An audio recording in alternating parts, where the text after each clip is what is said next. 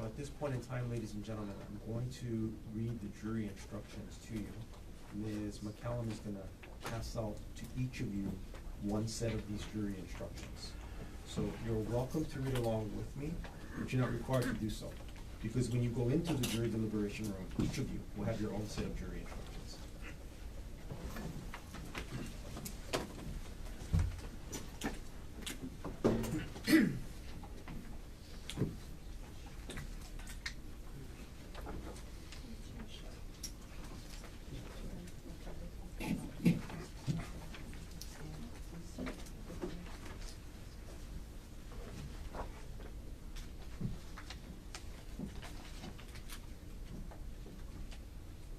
Mr. Short?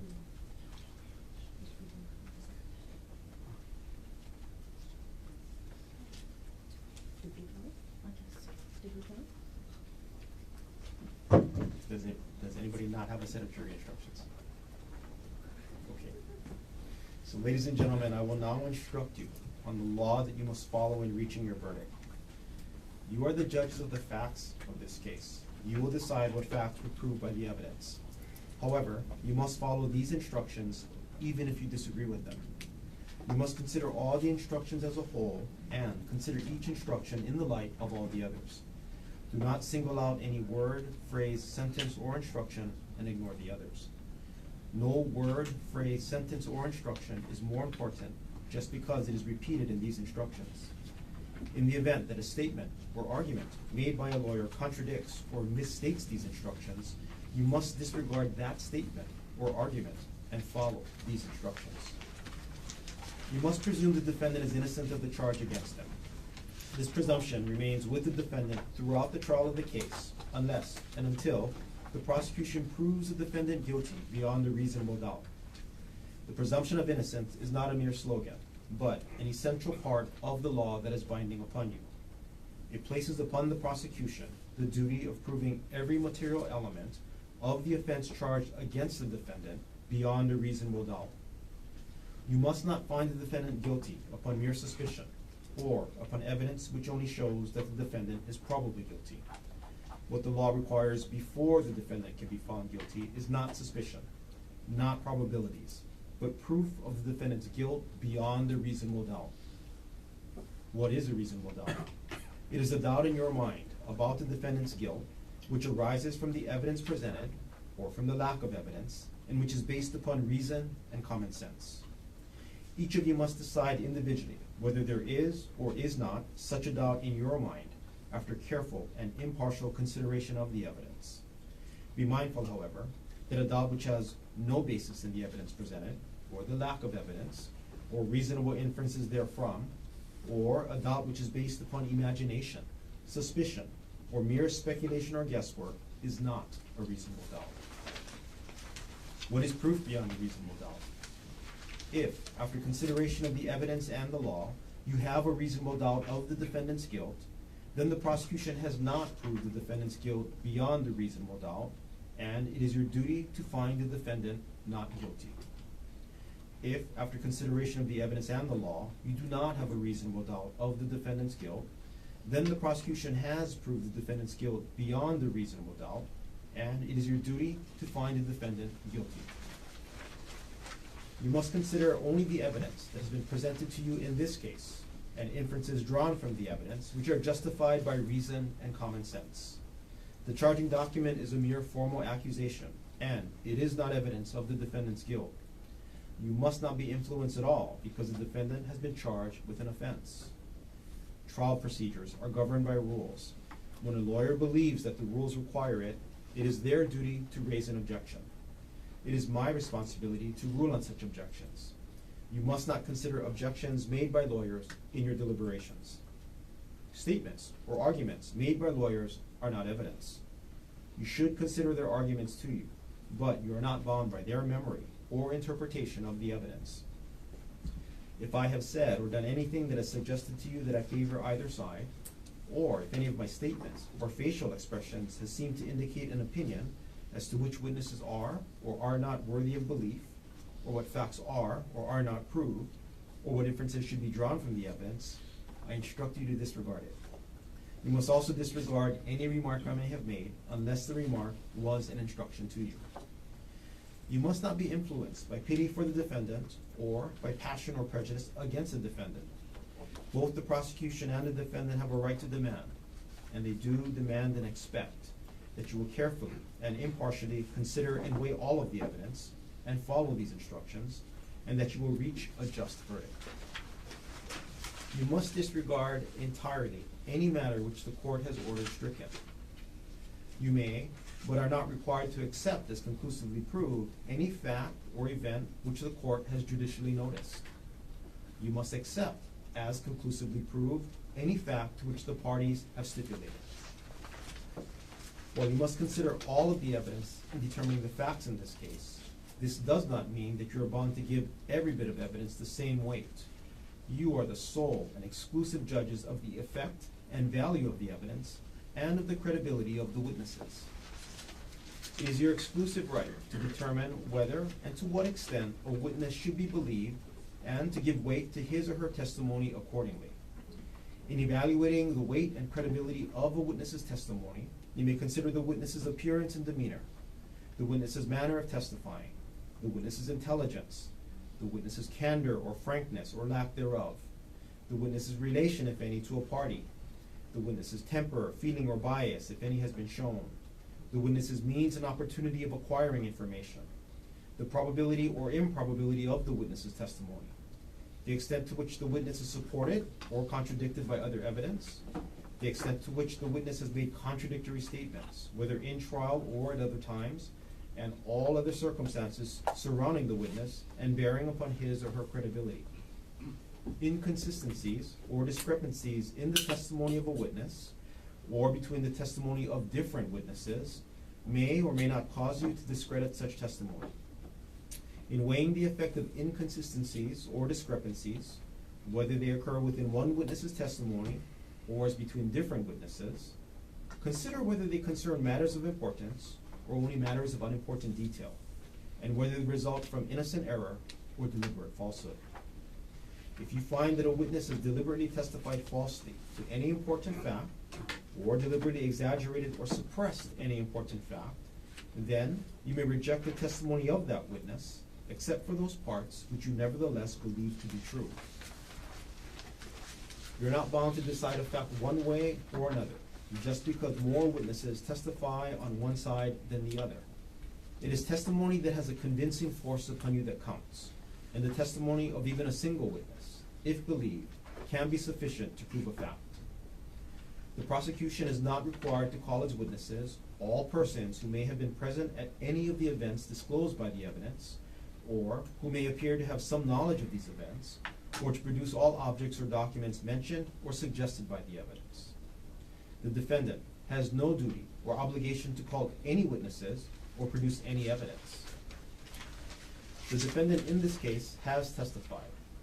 When a defendant testifies, his credibility is to be tested in the same manner as any other witness. The defendant has a constitutional right and a legal duty to be present throughout the trial and while other witnesses testify. You must not draw any unfavorable inference regarding the credibility of the defendant's testimony on the basis that he was present during the trial. During the trial, items are received into evidence as exhibits. These exhibits will be available for your review when you deliberate. In addition to facts which counsel have stipulated to be true, and facts which the court has taken judicial notice of, there are two types of evidence: direct evidence, such as the testimony of witnesses who assert actual knowledge of a fact, and circumstantial evidence, which permits a reasonable inference of the existence of another fact. Facts may be proved by direct evidence or circumstantial evidence, or by a combination of both. The state of mind with which a person commits an act, such as intentionally, knowingly, recklessly, or negligently, may be proved by circumstantial evidence, while witnesses may see and hear, and thus be able to give direct evidence of what a person does or fails to do. There can be no eyewitness account of the state of mind with which the acts are done or omitted. But what a person does or fails to do may or may not indicate the state of mind with which he does or refrains from doing an act. A person is not guilty of an offense unless the state proves beyond a reasonable doubt that the person acted with the required states of mind, as these instructions specify, with respect to each element of the offense.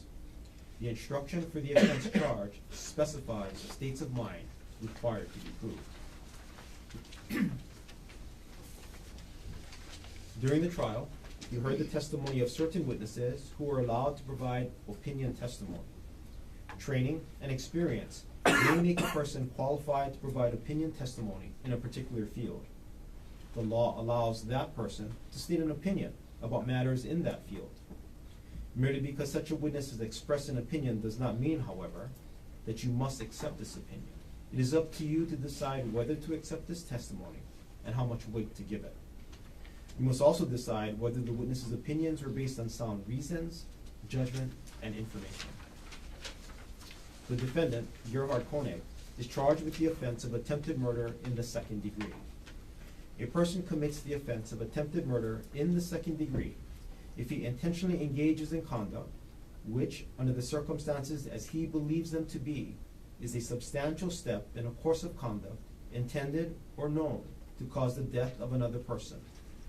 There are two material elements of the offense of attempted murder in the second degree, each of which the prosecution must prove beyond a reasonable doubt. These two elements are: 1, on or about March 24, 2025, in the city and county of Honolulu, the defendant intentionally engaged in conduct, and 2, the conduct, under the circumstances as defendant believed them to be, was a substantial step in a course of conduct intended or known to be practically certain by the defendant to cause the death of Ariel Konig. Conduct shall not be considered a substantial step unless it is strongly corroborative of the defendant's intent to commit murder in the second degree, which is intentionally or knowingly causing the death of another person. Self-defense is a defense to the charge of attempted murder in the second degree and its included offenses. Self-defense involves consideration of two issues. First, you must determine whether the defendant did or did not use deadly force. Second, you must determine whether the force used was justified. The burden is on the prosecution to prove beyond a reasonable doubt that the force used by the defendant was not justified. If the prosecution does not meet its burden, then you must find the defendant not guilty. The first issue is, did the defendant use deadly force? Deadly force means force which the defendant uses with the intent of causing, or which he knows to create a substantial risk of causing, death or serious bodily injury. Force means any bodily impact, restraint or confinement, or the threat thereof. If you determine that the defendant used deadly force, then you are to proceed to the section of this instruction entitled Deadly Force Used. If you determine that the defendant did not use deadly force, then you are to proceed to the section in this instruction entitled Deadly Force Not Used. The determination of whether or not the defendant did or did not use deadly force must be unanimous. You must then follow the law in the applicable section to determine the second issue, which is whether the force used by the defendant was justified. Deadly force used. The use of deadly force upon or toward another person is justified if the defendant reasonably believes that deadly force is necessary to protect himself on the present occasion against death or serious bodily injury. The reasonableness of the defendant's belief that the use of protective deadly force was necessary shall be determined from the viewpoint of a reasonable person in the defendant's position under the circumstances of which the defendant was aware, or as the defendant reasonably believed them to be when the deadly force was used. The use of deadly force is not justified if the defendant, with the intent of causing death or serious bodily injury, provoked the use of force against himself in the same encounter. The use of deadly force is not justifiable if the defendant knows that he can avoid the necessity of using such force with complete safety by retreating. Deadly force not used. The use of force upon or toward another person is justified if the defendant reasonably believes that the force is immediately necessary to protect himself on the present occasion against the use of unlawful force by the other person. The reasonableness of the defendant's belief that the use of protective force was immediately necessary shall be determined from the viewpoint of a reasonable person in the defendant's position under the circumstances of which the defendant was aware or as the defendant reasonably believed them to be. The defendant may estimate the necessity for the use of force under the circumstances as he reasonably believes them to be when the force is used without retreating. Unlawful force means force which is used without the consent of the person against whom it is directed, and the use of which would constitute an unjustifiable use of deadly force or force. A person cannot consent to the infliction of death, serious bodily injury, or substantial bodily injury. Self-defense is not available for the included offenses of assault in the second degree by recklessly causing substantial bodily injury, and assault in the third degree by recklessly or negligently causing bodily injury, if the prosecution proves that 1, the defendant was reckless in believing that he was justified in using deadly force or force against the other person, or 2, the defendant was reckless in acquiring or failing to acquire any knowledge or belief which was material to the justifiability of his use of deadly force or force against the other person. If, and only if, you unanimously find that all the elements of attempted murder in the second degree has been proven by the prosecution beyond the reasonable doubt, and you unanimously find that the defendant was not acting in self-defense, then you must consider the affirmative defense of extreme mental or emotional disturbance. Extreme mental or emotional disturbance has 2 elements. These 2 elements are, 1, the defendant was, at the time he attempted to cause the death of the other person, under the influence of extreme mental or emotional disturbance. And 2, there was a reasonable explanation for the extreme mental or emotional disturbance. The reasonableness of the explanation shall be determined from the viewpoint of a reasonable person in the circumstances as the defendant believed them to be. The question of the defendant's self-control, or lack of it, at the time of the offense is a significant factor in deciding whether he was under the influence of extreme mental or emotional disturbance. The defendant must prove an affirmative defense by preponderance of the evidence. This means that the defendant must prove that it is more likely than not, or more probable than not, that each element of extreme mental or emotional disturbance occurred. In determining whether the defendant has proven an affirmative defense by a preponderance of the evidence, you must consider all of the evidence that has been presented to you regardless of who presented it. If you unanimously find that the defendant has proven the elements of the affirmative defense by a preponderance of the evidence, then you must find the defendant guilty of attempted manslaughter based upon extreme mental or emotional disturbance. If you unanimously find that the defendant has not proven the elements of the affirmative defense by a preponderance of the evidence, then you must find the defendant guilty of attempted murder in the second degree. If you are unable to reach a unanimous verdict as to whether the affirmative defense has been proved or not been proved, then a verdict may not be returned on attempted murder in the second degree. If, and only if, you find the defendant not guilty of attempted murder in the second degree, or you are unable to reach a unanimous verdict as to this offense, then you must consider whether the defendant is guilty or not guilty of the included offense of attempted assault in the first degree. A person commits the offense of attempted assault in the first degree if he intentionally engages in conduct under the circumstances as he believes them to be, constitutes a substantial step in a course of conduct intended to culminate in his commission of assault in the first degree. There are 2 material elements of the offense of attempted assault in the first degree, each of which the prosecution must prove beyond a reasonable doubt. These 2 elements are, 1, on or about March 24, 2025, in the city and county of Honolulu, the defendant engaged in conduct which, under the circumstances as the defendant believed them to be, was a substantial step in a course of conduct intended by the defendant to culminate in the commission of assault in the first degree. And 2, the defendant engaged in such conduct intentionally. Conduct shall not be considered a substantial step unless it is strongly corroborative of the defendant's intent to commit assault in the first degree.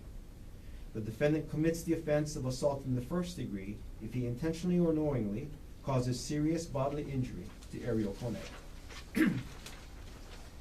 If and only if you find the defendant not guilty of attempted assault in the first degree, or you're unable to reach a unanimous verdict as to this offense, then you must consider whether the defendant is guilty or not guilty of the included offense of assault in the second degree. This offense can be committed in one of two ways: assault in the second degree, substantial bodily injury, or assault in the second degree, dangerous instrument. As to the first alternative, a person commits the offense of assault in the second degree, substantial bodily injury, if he intentionally, knowingly, or recklessly causes substantial bodily injury to another person.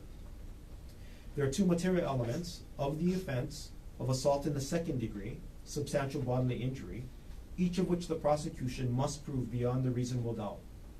These two elements are: 1, on or about March 24, 2025, in the city and county of Honolulu, the defendant caused substantial bodily injury to Ariel Konig. And 2, the defendant did so intentionally, knowingly, or recklessly. As to the second alternative, a person commits the offense of assault in the second degree, dangerous instrument, if he intentionally or knowingly causes bodily injury to another person with the dangerous instrument. There are three material elements of the offense of assault in the second degree, dangerous instrument, each of which the prosecution must prove beyond a reasonable doubt. These three elements are: 1, on or about March 24, 2025, in the city and county of Honolulu, the defendant caused bodily injury to Ariel Konig. And 2, the defendant did so with a dangerous instrument. And 3, the defendant acted intentionally or knowingly, as to elements 1 and 2. We are to consider each alternative of assault in the second degree separately. The fact that you may find one of the alternatives has or has not been proved beyond the reasonable doubt does not mean that you must reach the same decision with respect to the other alternative. In order to find that the offense of assault in the second degree has been proved, you must unanimously agree that the same alternative, or both of the alternatives, have been proved beyond a reasonable doubt. Proof beyond a reasonable doubt of one or both of the alternatives will result in the conviction of only one offense of assault in the second degree. If, and only if, you find the defendant not guilty of assault in the second degree, or you are unable to reach a unanimous verdict as to any of the alternatives, then you must consider whether the defendant is guilty or not guilty of the included offense of assault in the third degree. This offense can be committed in either of two ways: assault in the third degree, bodily injury, or assault in the third degree, dangerous instrument. As to the first alternative, a person commits the offense of assault in the third degree, bodily injury, if he intentionally, knowingly, or recklessly causes bodily injury to another person. There are two material elements of the offense of assault in the third degree, bodily injury, each of which the prosecution must prove beyond a reasonable doubt. These two elements are: 1, on or about March 24, 2025, in the city and county of Honolulu, the defendant caused bodily injury to Ariel Konig. And 2, the defendant did so intentionally, knowingly, or recklessly. As to the second alternative, a person commits the offense of assault in the third degree, dangerous instrument, if he negligently causes bodily injury to another person with a dangerous instrument. There are three material elements of the offense of assault in the third degree, dangerous instrument, each of which the prosecution must prove beyond a reasonable doubt. These three elements are: 1, on or about March 24, 2025, in the city and county of Honolulu, the defendant caused bodily injury to Ariel Konig. And 2, the defendant did so with a dangerous instrument. And 3, the defendant acted negligently, as to elements 1 and 2.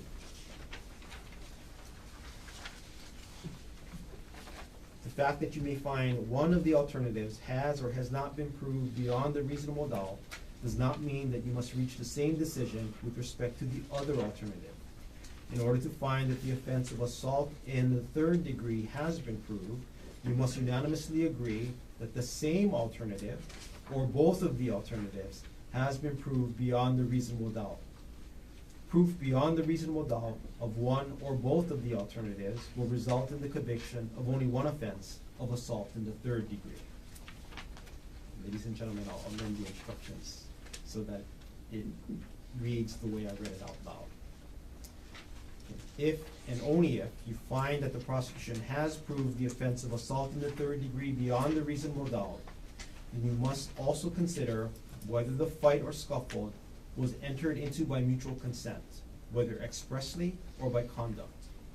You must determine whether the prosecution has proven beyond the reasonable doubt that the fight or scuffle was not entered into by mutual consent. This determination must be unanimous, and it is to be indicated by answering yes or no on a special interrogatory that will be provided to you.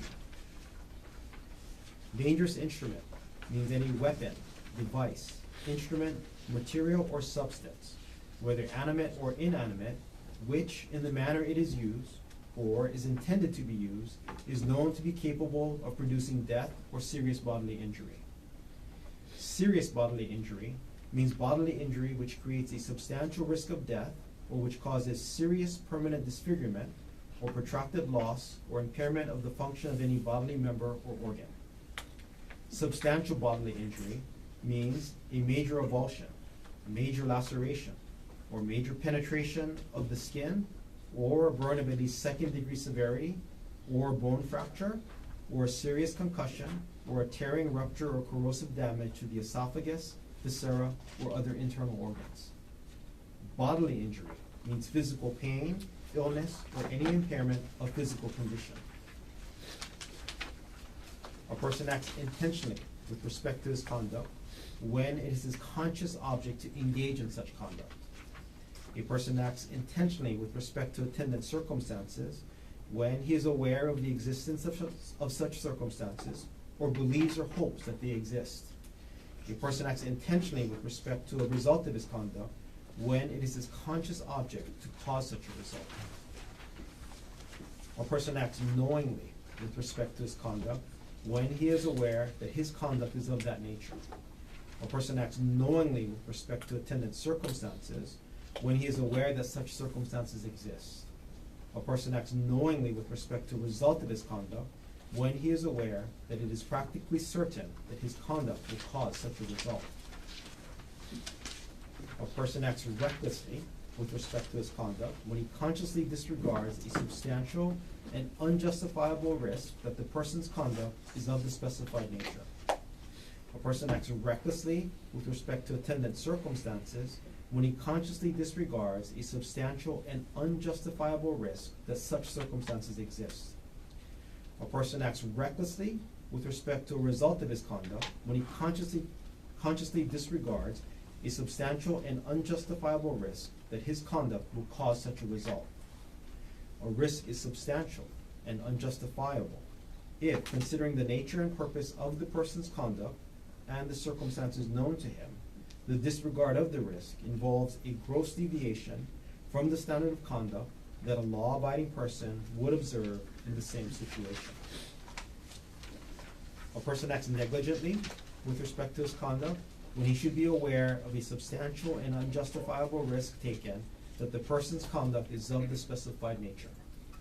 A person acts negligently with respect to attendant circumstances when he should be aware of a substantial and unjustifiable risk that such circumstances exist. A person acts negligently with respect to a result of his conduct when he should be aware of a substantial and unjustifiable risk that his conduct will cause such a result. A risk is substantial and unjustifiable if the person's failure to perceive it, considering the nature and purpose of his conduct and the circumstances known to him, involves a gross deviation from the standard of care that a law-abiding person would observe in the same situation. The law allows the introduction of evidence for the purpose of showing that there is more than one path to prove an element of an offense or to disprove a defense. In order for the prosecution to prove an element of an offense or to disprove a defense, all 12 jurors must unanimously agree that the same act has been proved beyond a reasonable doubt. You must not discuss or consider the subject of penalty or punishment in your deliberations of this case. A verdict must represent the considered judgment of each juror, and in order to reach a verdict, it is necessary that each juror agree thereto. In other words, your verdict must be unanimous. Each of you must decide the case for yourself, but it is your duty to consult with one another and to deliberate with a view to reaching an agreement, if you can do so without violating your individual judgment. In the course of your deliberations, do not hesitate to re-examine your own views and change your opinion if convinced it is erroneous. But do not surrender your honest belief as to the weight or effect of evidence for the mere purpose of returning a verdict. You have been allowed to take notes during this trial.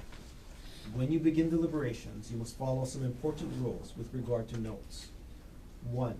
Notes may be used only by you to assist in refreshing your memory of the evidence. Notes are not a substitute for your own independent memory of the evidence. 2. Keep your notes to yourself and do not share or read them to any other juror. 3. You must not give certain evidence more weight simply because it appears in your notes. Do not assume that your notes are accurate or complete. 4. Some of you may not have taken notes. If you have not taken notes, you should rely on your memory of the evidence and should not be influenced by the fact that another juror took notes. Notes are not entitled to any greater weight than the memory of each juror as to what the testimony may have been. Anytime you leave the room during deliberations, leave your notes face down on your chair. 6. If you go home overnight without reaching a verdict, your notes will be kept by the court and returned to you at the start of the next day. Your notes will not be read by anyone. 7. After you've reached a verdict, your notes will be collected and destroyed. At the start of your consideration of this case, elect one of your members as foreperson to preside over your deliberations and be your spokesperson in court. You may take such time as you feel is necessary for your deliberations. You may inform the court if you have any questions about or do not understand the court's instructions. When you reach a verdict, the foreperson is to sign and date the verdict, an appropriate form for which will be given to you. When you begin your deliberations, and until you are through with your consideration of this case, or you are otherwise excused by the court, it is necessary that you remain together as a body. Court personnel will be sworn to attend you and take care of any personal problems you may have and see to your comfort. If you need to communicate with the court, send a note through the bailiff. Please do not attempt to communicate with the court except in writing. During the course of this trial, you have received all of the evidence you may consider to decide the case. You must not attempt to gather any information on your own, which you think might be helpful. Do not engage in any outside reading on any matter having anything to do with this case. Do not refer to dictionaries or other outside sources. Do not visit any places mentioned in the case. Do not in any other way try to learn about the case outside the courtroom. During your recesses from deliberations, when you are released to go home in the evening, you must not discuss this case with anyone or permit anyone to discuss this case with you. You must not read or listen to news accounts about this case if there are any. You must not discuss this case with any person other than your fellow jurors. You must not reveal to the court or to any other person how the jury stands, numerically or otherwise, until you have reached a unanimous verdict and it has been received by the court. You may bring in either one of the following verdicts. 1, not guilty. Or 2, guilty as charged of attempted murder in the second degree. Or 3, guilty of attempted manslaughter based upon extreme mental or emotional disturbance. Or 4, guilty of attempted assault in the first degree. Or 5, guilty of assault in the second degree. Or 6, guilty of assault in the third degree. Your verdict must be unanimous. After a verdict has been reached and your foreperson has signed and dated the verdict form, you will notify the bailiff and court will be reconvened to receive the verdict. Okay, ladies and gentlemen, we'll take our first morning recess. You leave your notebooks on your chair along with your set of jury instructions. as I indicated, the jury instructions, these 2 pages will be amended. So 2 pages will be replaced. So the written instructions that you have will be as I read them out loud here in court. Okay, we'll take a recess. We'll take a 15-minute recess. Ms. McCallum will come get you at 10:10. When we come back in, we will continue on or start with the summation or closing arguments of the parties. All rise.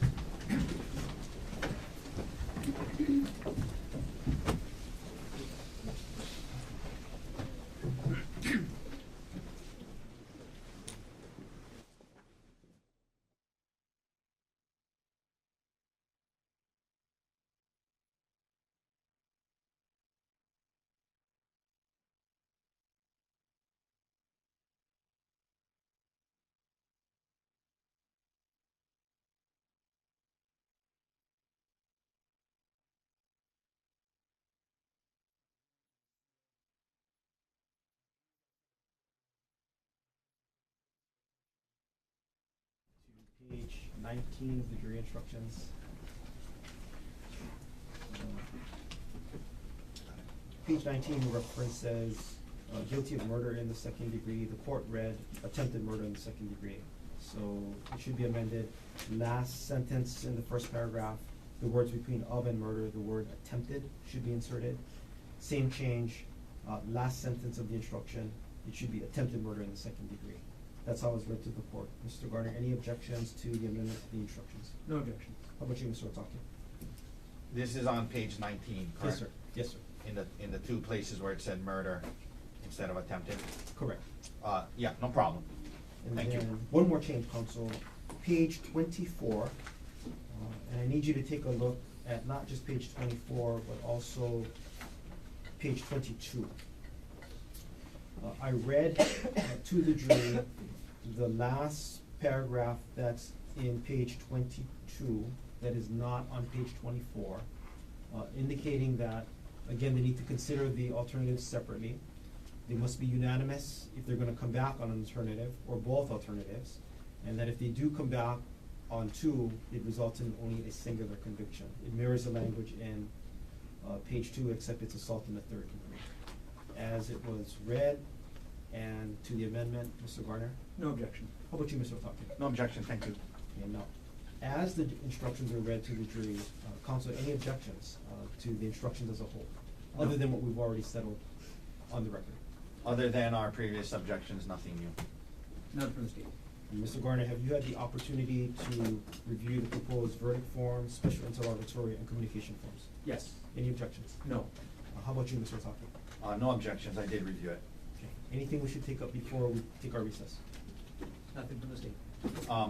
Just that we're gonna take a break after, I'd ask that I think we need to take a break after the state's closing, so I can set up and also show the state my PowerPoint at that point. That's fine. Yeah. I intended that anyway. I did have one more thing. I'm sorry, I'm glad I remembered it. The normal course of closing is the state, take the break, defense, right? And then go straight into the state's rebuttal. Correct. If the defense is gonna argue the affirmative defense of extreme or emotional disturbance, then defendant has to rebuttal. We didn't discuss that, but that is the state. So if the defense is going to argue that, then there's a rebuttal. It'll come right after the state's rebuttal. And then I'll give the final part to the jury before I send them to deliberation. Counsel, in agreement with that? Yes, with the understanding that should that happen, the rebuttal is limited to the EMED. Oh, it's only on EMED? Yeah. Okay. Counsel, thank you. Court's in recess. And Off. 1 CPC-25-317. Dr. Konig is present in court with all 4 counsel of record. All jurors are back in the courtroom. Ladies and gentlemen of the jury, the attorneys will now have their opportunity to give you their closing arguments. Keep in mind, what they say is not evidence, and you're not bound by how they see or how they remember the evidence. You should consider their arguments to you, but again, you're not bound by how they see or remember the evidence. Mr. Garner, are you ready with the state's closing argument? Yes, Your Honor. Please. And for the record, the state is reserving some time for rebuttal. Understood. Thank you.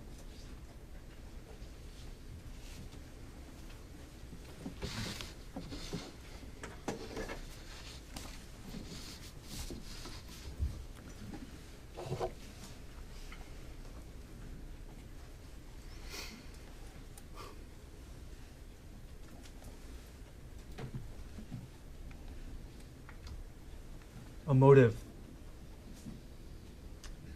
a beating, a confession. Ladies and gentlemen, beyond a reasonable doubt, the state has proven that on March 24th, 2025, Gerhard Konig tried to kill his wife, Ariel.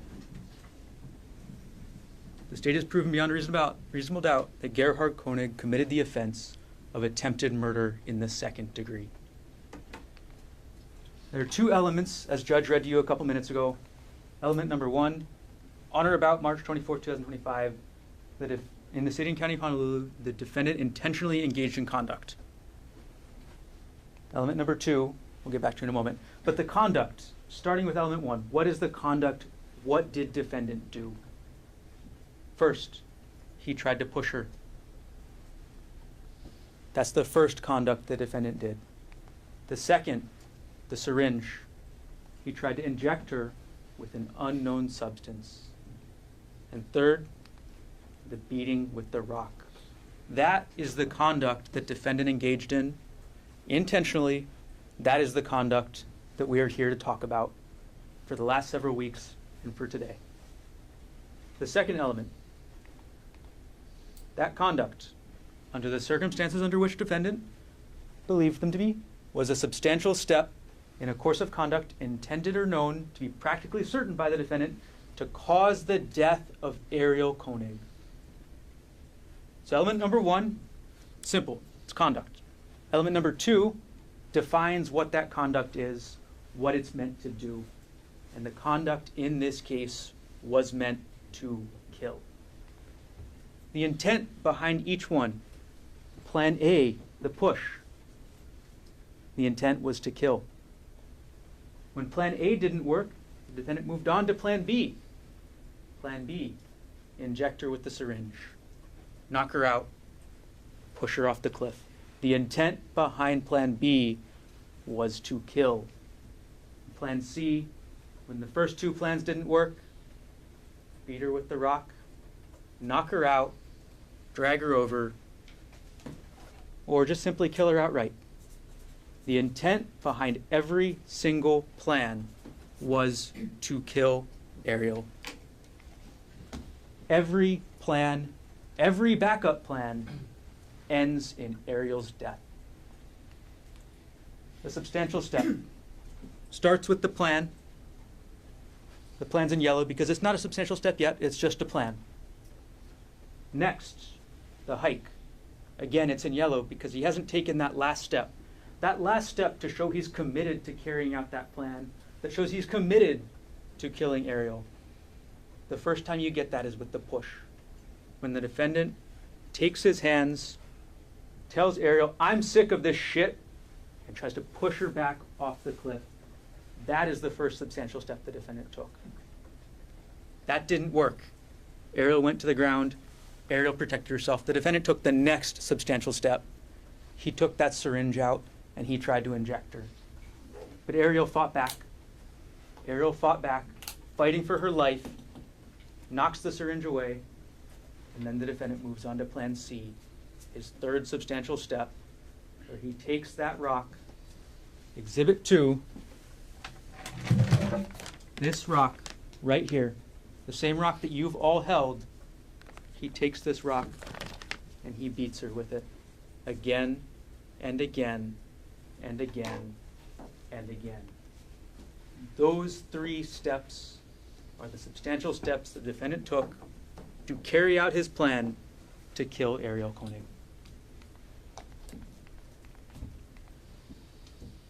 Before we get any further, what is not a defense? The result of the defendant's conduct. The severity of Ariel's injuries, you'll hear many times trying to minimize them. That is not a defense. The law treats somebody the same, whether they're successful or not. The law treats you the same no matter how good you are at executing that plan, no matter how good you are at actually succeeding in killing somebody. The law treats you the same. As an example, somebody who tries to shoot somebody, who points a gun and tries to end a life, but misses, they've committed attempted murder the same way the defendant committed in a similar way, in a similar idea as the way defendant did it in this case. You cannot look only at the results to determine intent. You have to look at everything together. And when you look at everything, it shows one clear answer beyond a reasonable doubt, and that's that the defendant intended to kill her. Let's review how we got there. First, you have Ariel's testimony, and she testified in 3 different areas. First, Ariel told you what happened on the Palipuka Trail on March 24th, 2025. She told you what happened when she went up the trail. She told you how she was afraid, how she was nervous about the heights. She told you how the defendant reacted. She told you what happened when she met up with the defendant later. That he pushed her, that she went to the ground, that he took the syringe, that she fought back, and then ultimately he took that rock, this same rock, and hit her in the head again and again. Then Ariel told you what happened leading up to that day. She told you about their marital issues. She told you about her messages with Jeffrey Miller. She told you all of that. Embarrassing as it may be, she put it all out there. And then Ariel told you about her treatment, her medical treatment, her recovery. She showed you the scars that she carries to this day. She showed you the scars on her head where she will never grow hair again. And everything that Ariel said is corroborated. These are the credibility factors. These are listed in your instructions that you should be considering for every witness who testified. And I'm not going to go through all of them right now, but there's a couple that are relevant for Ariel here. First, appearance, demeanor, intelligence, candor, frankness. Ariel testified in a straightforward, coherent manner. She testified clearly. There were no histrionics, barely any tears. It was straightforward. This happened, then this happened, then this happened. It was not over-dramatized. It was not over-exaggerated. It was straightforward and simple and coherent. She was open to cross-examination. When the answer was yes, she said, yes, sir. When the answer was no, she said, no, sir. And when she didn't know, she said she didn't know. But the last factor is the most important here.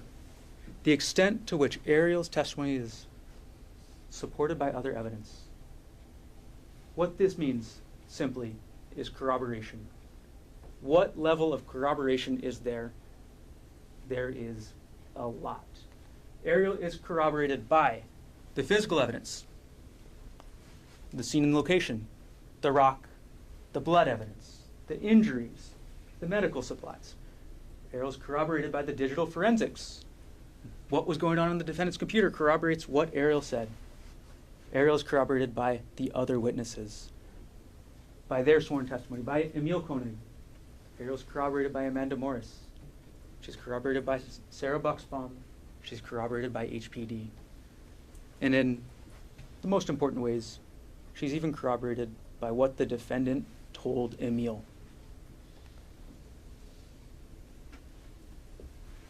You've seen the photos of the scene.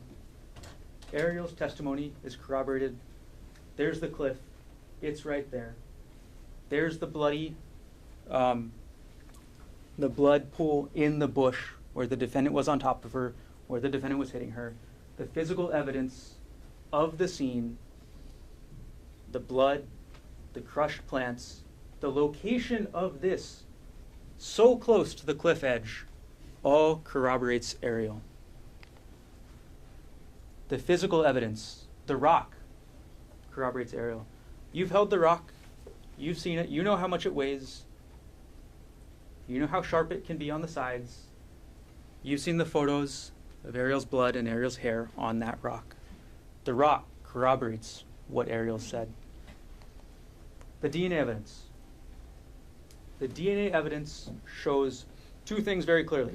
One, every single sample that was positive for human blood had a likelihood ratio of over 1 trillion for Ariel Konig. Every single one. The blood on the rock, the blood on the samples from the trail, the blood all over defendant's shirt and shorts. Every single one had a likelihood ratio of over 1 trillion for Ariel. Reason and common sense tells you all of that blood is Ariel Konig's, not the defendant's. Second, Ariel Konig's DNA was on both sides of the rock. And think back. Think back to how Ariel demonstrated what she did. She held up her hand. She held up her hand trying to block the defendant. She suffered defensive injuries from it on her fingers, on her thumb, and that's how her DNA is on that rock. Because she touched it. Her touch DNA is on the rock because she touched that rock to try and stop the defendant. The search warrant of defendant's work bag on Maui corroborates Ariel's statement. It shows clearly, conclusively, that defendant had actual possession. Not some sort of theoretical, oh, he's a doctor, he can get this stuff. No, he had actual possession of syringes, he had actual possession of vials, he had actual possession of drugs that can kill. This isn't some, he could have gotten them, he had them. This corroborates Ariel's testimony. And more importantly, these drugs weren't stored in a controlled environment. They were stored in his home, where he had access. He could take them, didn't have to log them or anything, just remove them from his home and do whatever he wanted with them. This corroborates Ariel as well. Lastly, Ariel is corroborated by her injuries. The physical evidence of Ariel's injuries corroborates exactly what she said. Think of the injuries to the top of her head. The stellate laceration. Dr. Grosjean told you there was debris throughout the entire injury. There were rocks. The defendant swung this rock so hard that pieces of rock broke off into Ariel's scalp. There was dirt throughout the entire laceration. And the middle of Ariel's scalp, he described as macerated or crushed. It went all the way down to the bone. You've seen the photo of Ariel from the front. You've seen what's missing from her head. You've seen that there is a chunk of her scalp that is gone. It's right there in that photo. And you've seen that she didn't just have scalp injuries.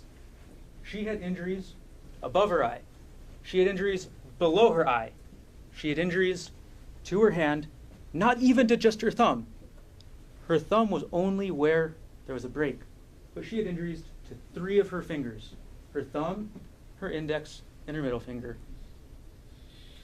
Ariel's testimony is corroborated by the physical evidence in this case. Ariel's also corroborated by the digital forensics, the digital evidence. The digital evidence tells you what defendant was thinking, what he was thinking from December 2024 to March 2025. It shows you that, first of all, it confirms the motive. It confirms the strong motive defendant had to kill because he was looking up infidelity. He was looking up Ariel's financials. He was looking up his prior divorce. He was going into Ariel's hard drive to look up documents on her computer or from her computer about divorce. He even went to the point where he was buying a spy device to spy on Ariel. This shows what was going on in defendant's mind. It wasn't some simple research. It wasn't taxes. It wasn't self-help. It was obsession. It was an obsession with Ariel. It was an obsession with infidelity.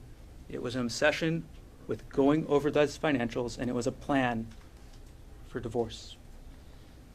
The second thing that the digital forensics shows, most importantly, it shows defendant's familiarity with that hike. It shows you what the defendant looked at before deciding the Polipuka Trail is the hike that he should be taking Ariel on. It showed the defendant this picture right here. It showed that the defendant was only interested in difficult hikes. Easy hikes were not for him. The defendant wanted difficult hikes, steep trails, big drops, narrow trails. This is where the defendant wanted to take Ariel. This trail, about a foot wide, somewhere around there. One push. One push is all it would take on this trail.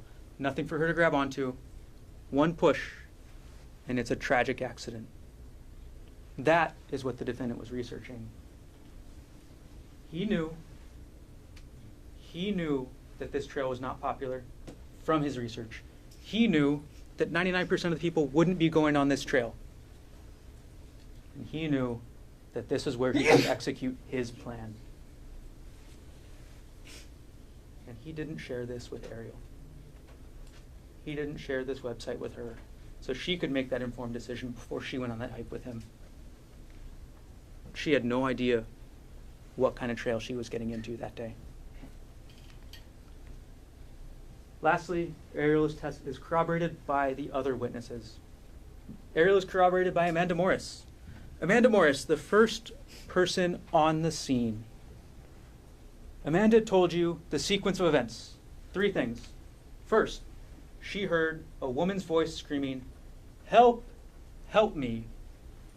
And she gets up the trail because she thinks somebody's fallen off. She knows it's dangerous. She thinks somebody's fallen. And she sees the defendant over Ariel. Amanda sees the defendant over Ariel. She sees the defendant with this rock in his hand, and she sees the defendant hit her. And when she sees that, Ariel cries, "Help, he's trying to kill me." And Amanda sees how the defendant responds. How the defendant responds is nothing. He just looks at her. Ariel's also corroborated by Sarah Buxbaum, the second woman on the scene, the second hiker who intervened. Sarah came in behind Amanda. She saw the defendant standing over Ariel. She saw the defendant standing with that rock. And most importantly, Sarah looked the defendant in the eye. Sarah made eye contact with the defendant and told you how that made her feel. It made her feel unsettled. It made her feel so afraid for herself and her safety when she was looking at the defendant in the eye. It made Sarah feel so unsafe that she and Amanda went back down the trail before they called 911 because they realized this was a dangerous situation for them. They realized, after looking in his eyes, what could happen to them. And they took those steps after seeing what was in the defendant's eyes. After seeing that look, they took steps to protect themselves. Listen to Sarah's voice on that 911 call. It's Exhibit 3. You'll have it. Listen to her voice, and you can hear what she's thinking about. You can hear the worry in her voice. You can hear that she's afraid for her own safety after she's seen the defendant. It's all there. And you may hear argument today, or have thought, maybe you thought to yourself, well, Amanda and Sarah only saw the end. The evidence shows that Amanda and Sarah didn't see the end of the incident. They caused the end of the incident. Because when they showed up, that is the only thing that stopped the defendant. Ariel screaming for help didn't stop the defendant. Ariel fighting back for her life didn't stop the defendant. The only thing that stopped the defendant, the only thing that was enough for him to stop, is 2 eyewitnesses coming up on the scene and seeing him beat her with that rock. The only thing that got him to stop was being caught red-handed. The responding officers, Corporal Wu, Corporal Chun, they corroborate Ariel as well. They showed you the hike. You saw the hike on their body cam. You saw their struggles with trying to get up the hike. They showed you the scene. Once more, right there in the foreground of this photo, that's where this happened. That's where the beating with the rock happened. And right there, just a couple feet away, that's where the defendant tried to push her. They showed you Ariel's condition. Ariel's condition immediately after the defendant did this. They showed you that. They showed you the closest thing to what the defendant last saw Ariel as. And they even caught it on their body cam. They even caught Ariel's condition as she states her name. Ariel. Gerhardt. Birthday is March 24th, 1989. You heard Ariel testify for hours. But also, you heard in this video her slurred voice, her heavy breathing, her condition after the defendant beat her with that rock. She was not okay. The manhunt. The manhunt corroborates Ariel as well. It took 3 different agencies, HPD, DLNR's DoCare, HFD, several different units from them, SED, SSD, a K9 unit, the major events unit to search with drones. It took 2 drones, 1 helicopter, and after 8 hours, or almost 8 hours, they were still not able to find the defendant. And that tells you one incredibly important thing. The defendant did not want to be found. The arrest corroborates Ariel just as much. Officers Nicola, Koki, and Borges approached Ariel in their vehicle. Officer Nicola testified he got within an arm's reach of of the defendant before he jumped out the car. Objection, misstates his testimony. He got within an arm's length, or close to an arm's length, before he got out that car and tried to apprehend the defendant. He identified himself as police. And how did the defendant respond?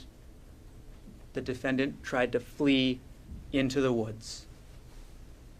It took a total of 835 pounds of HPD officers to subdue the defendant. That's how much he was resisting. He knew they were police. They identified themselves as police. And as Officer Nicola testified, the defendant, in his attempt to get away, fell on his face, and then Officer Nicola fell on top of him. That's why you see the grass on the defendant's head. That's why you see the dirt on the left side of the defendant's face, because that's where he hit the ground. That's where he hit the ground while he was being arrested. And the defendant's own actions, finally, also corroborate what Ariel told you. Defendant's actions corroborate Ariel's testimony. First, he fled the scene.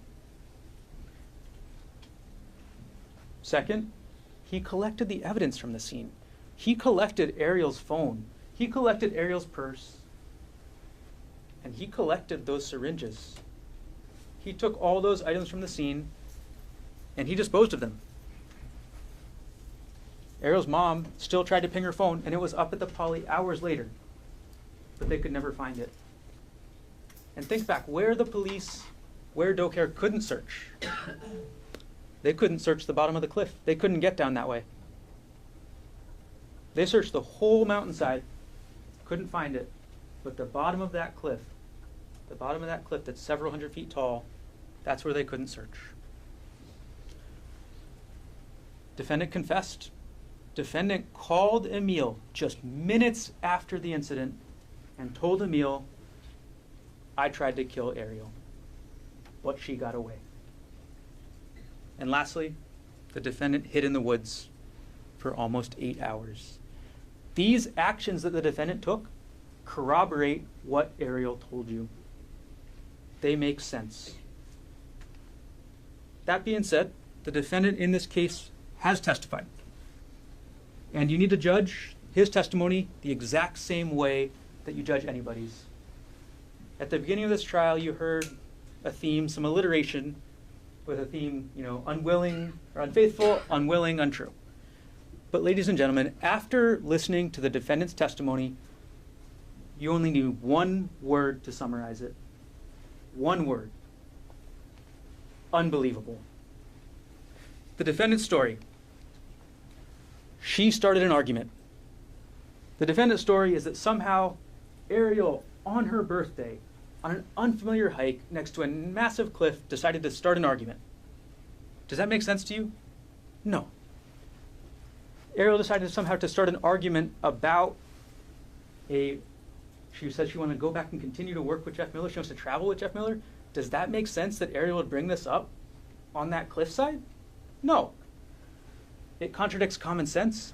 It even contradicts the defendant's own testimony where he told you they don't talk about this outside of counseling. The defendant told you that, and that's what worked for them. And somehow Ariel's bringing it up, ruining her birthday on a hike. Ladies and gentlemen, it's unbelievable. The next part, the defendant's story, she pushed me. The defendant says he felt a hard push from behind, that he was looking out over the cliff. He barely holds himself on. He turns around, and Ariel's already 5 to 10 feet away. Ladies and gentlemen, unbelievable. If Ariel was trying to push him off that cliff, she wouldn't be that far away. She would have been right behind him, trying to push him again. Defendant's story, she pulled me down on top of her. Think about how that makes sense. Defendant's story is that then he approached Ariel, that he grabbed her arms, and Ariel somehow responded by pulling him down on top of her and not letting him go. Defendant's bigger than her. Defendant's stronger than her. Ask yourself, what person would hold a bigger, stronger person on top of them as an act of aggression? It doesn't make sense. It's unbelievable. Defendant's story, she hit me first. Somehow while Ariel's sitting down, or while Ariel's underneath him, while he's in the position of power, while he's on top of her, the story is that Ariel held him down so he couldn't escape, grabbed his genitals, wrapped her legs around him, and then she picks up a rock and hits him in the face. And as the defendant told you, he said, she hit me one time really good, and that she keeps swinging. The same rock that the defendant used to beat Ariel? Really? The same rock that defendant has told you he only used 2 times, that he only hit her twice with. Ladies and gentlemen, it's unbelievable. The same rock, no. You can tell it's different injuries. This is the photo of the defendant immediately after his arrest. This was the photo of the defendant almost 8 hours after the incident up on the trail, after the defendant tried to kill Ariel. Yes, there's a small dark spot on his cheek. Is it a bruise? Is it dirt? I don't know. This is Ariel. The idea that this same rock caused these different injuries is unbelievable, ladies and gentlemen. The idea that Ariel could hit him really good, and that's it, it's unbelievable. This is the defendant at the hospital that night, and this is Ariel at the hospital on the same day. Again, minor bruise, major laceration. The idea that these injuries were caused by the same rock, completely unbelievable. You can only see that by looking at the next day. Look at the defendant 1 day later. There's nothing. There's no more. Ariel's got her head wrapped up. She's still got these injuries on her eye. The defendant's story is unbelievable. And lastly, the defendant told you that he wanted to turn himself in. That's what he was doing when he left the trail. Sunset was coming soon. The sun was getting low. But instead of doing the logical thing and walking down the trail where he knew the police would be, the defendant decides he has to come out of the forest onto the road. The defendant doesn't go back to the trailhead. He doesn't put his SIM card back in his phone. He doesn't turn his phone on because he's not trying to surrender himself. He's not trying to turn himself in. He's trying to escape. And that's why he ran when the police apprehended him. That's why he resisted. The defendant's story, unbelievable. The defendant's story, unlike Ariel's, where Ariel is corroborated, the defendant's story is filled with contradictions. Defendant is contradicted by Amanda and Sarah. Somehow, Ariel finally let go of his private parts, and then he just stands there and looks. He's not on the ground writhing in pain? Does that make sense? He says that she held on so hard that he couldn't escape. Does it make sense that afterwards he would just stand there and stare? No. Defendant is contradicted by the physical evidence. He's contradicted by the fact that there's no blood of his up there. There's no evidence of injuries that support what defendant says happened. He's even contradicted by his own hired doctor. The defendant told you he hit her twice. No more. But even his own doctor said 2 to 3 hits to the scalp. Hits to the face. Hits to the fingers. So even the defendant's own witness shows that he hit her more than twice. He hit her, add them all up, 4, 5, 6, could be any of those times. He hit her again and again and again and again, and he only told you 2 times.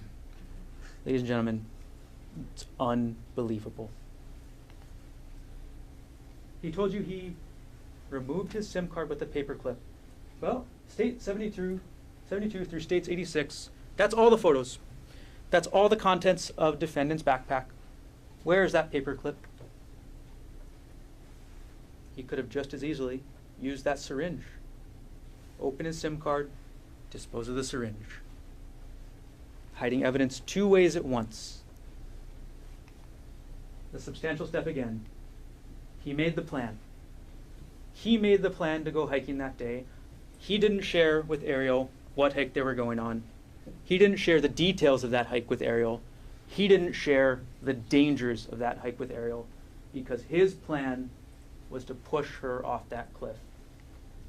So they start the hike, and Ariel deviates from the plan. Ariel doesn't go up to that section from the photo, the super narrow section with no trees. Ariel doesn't want to go up there. So the defendant improvises.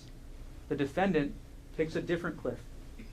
The defendant sees his last chance when they take this selfie, his last chance before they get to that lower part of the trail, and he takes it. He takes that chance to try and push Ariel off. He takes that chance. He makes that substantial step. And plan A, the push, doesn't work. Ariel falls to the ground. He can't push her off anymore. So he takes that next step. He pulls out the syringe. Plan B. And he tries to stab her with it. Plan C, when that doesn't work, he takes that rock and he hits her well over 2 times. He hits her again. He hits her again. It doesn't matter that she's blocking. It doesn't matter that she's screaming. The only thing that gets him to stop is these 2 women who walk up. That's it. You have gotten instructions about self-defense. It should be clear. The defendant was using deadly force in this case. This rock is known to the defendant to cause death or serious bodily injury. You don't need to be a doctor, although he is. And he's actually treated patients who've had rocks fall on them. So the defendant is well aware of the damage that he was doing. He's more than aware because it was his intent. It was his intent to cause that damage. It was his intent to cause death. So yes, it is clear the defendant was using deadly force.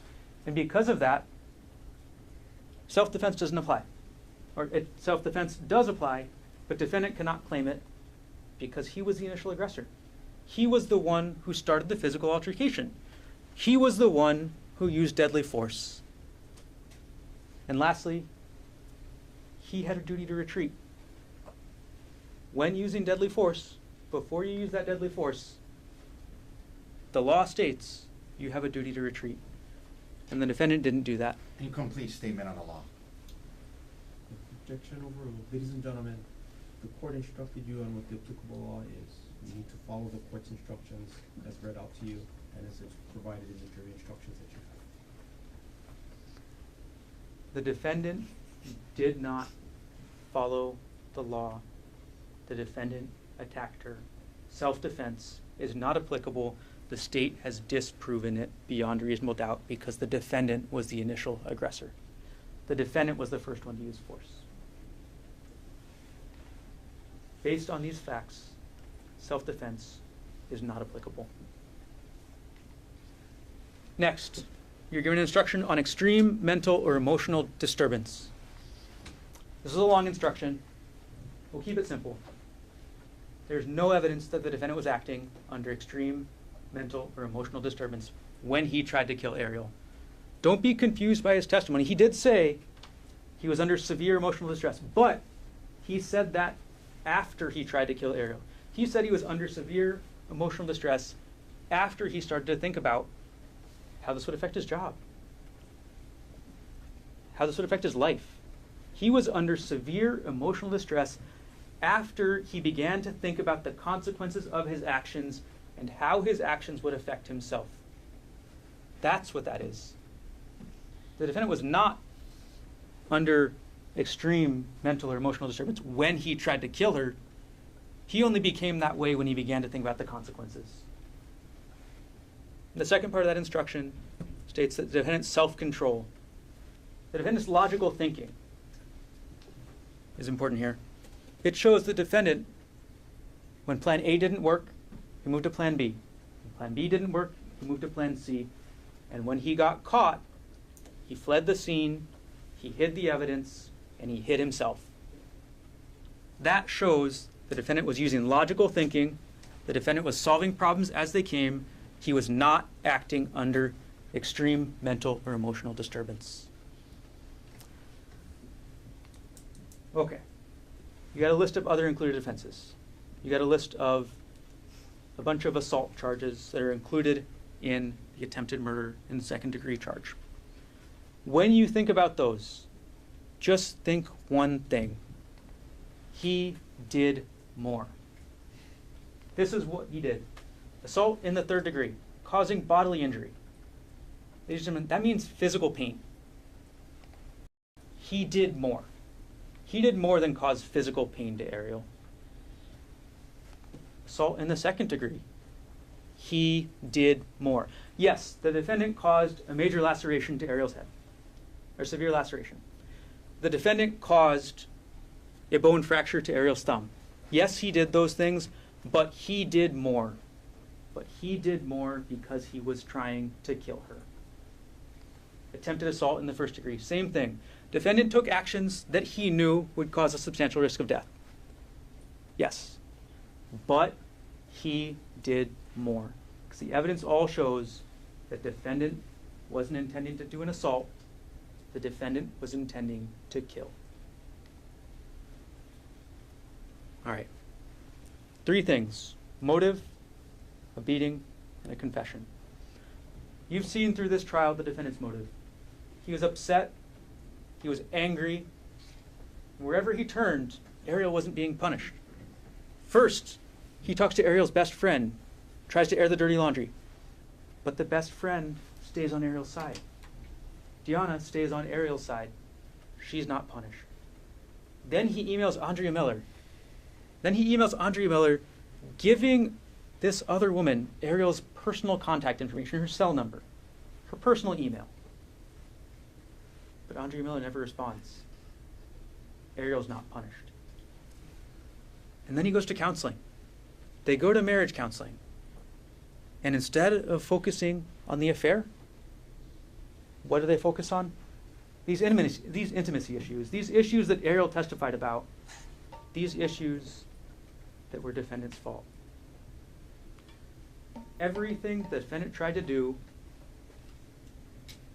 made sure Ariel was never punished. So he did it himself.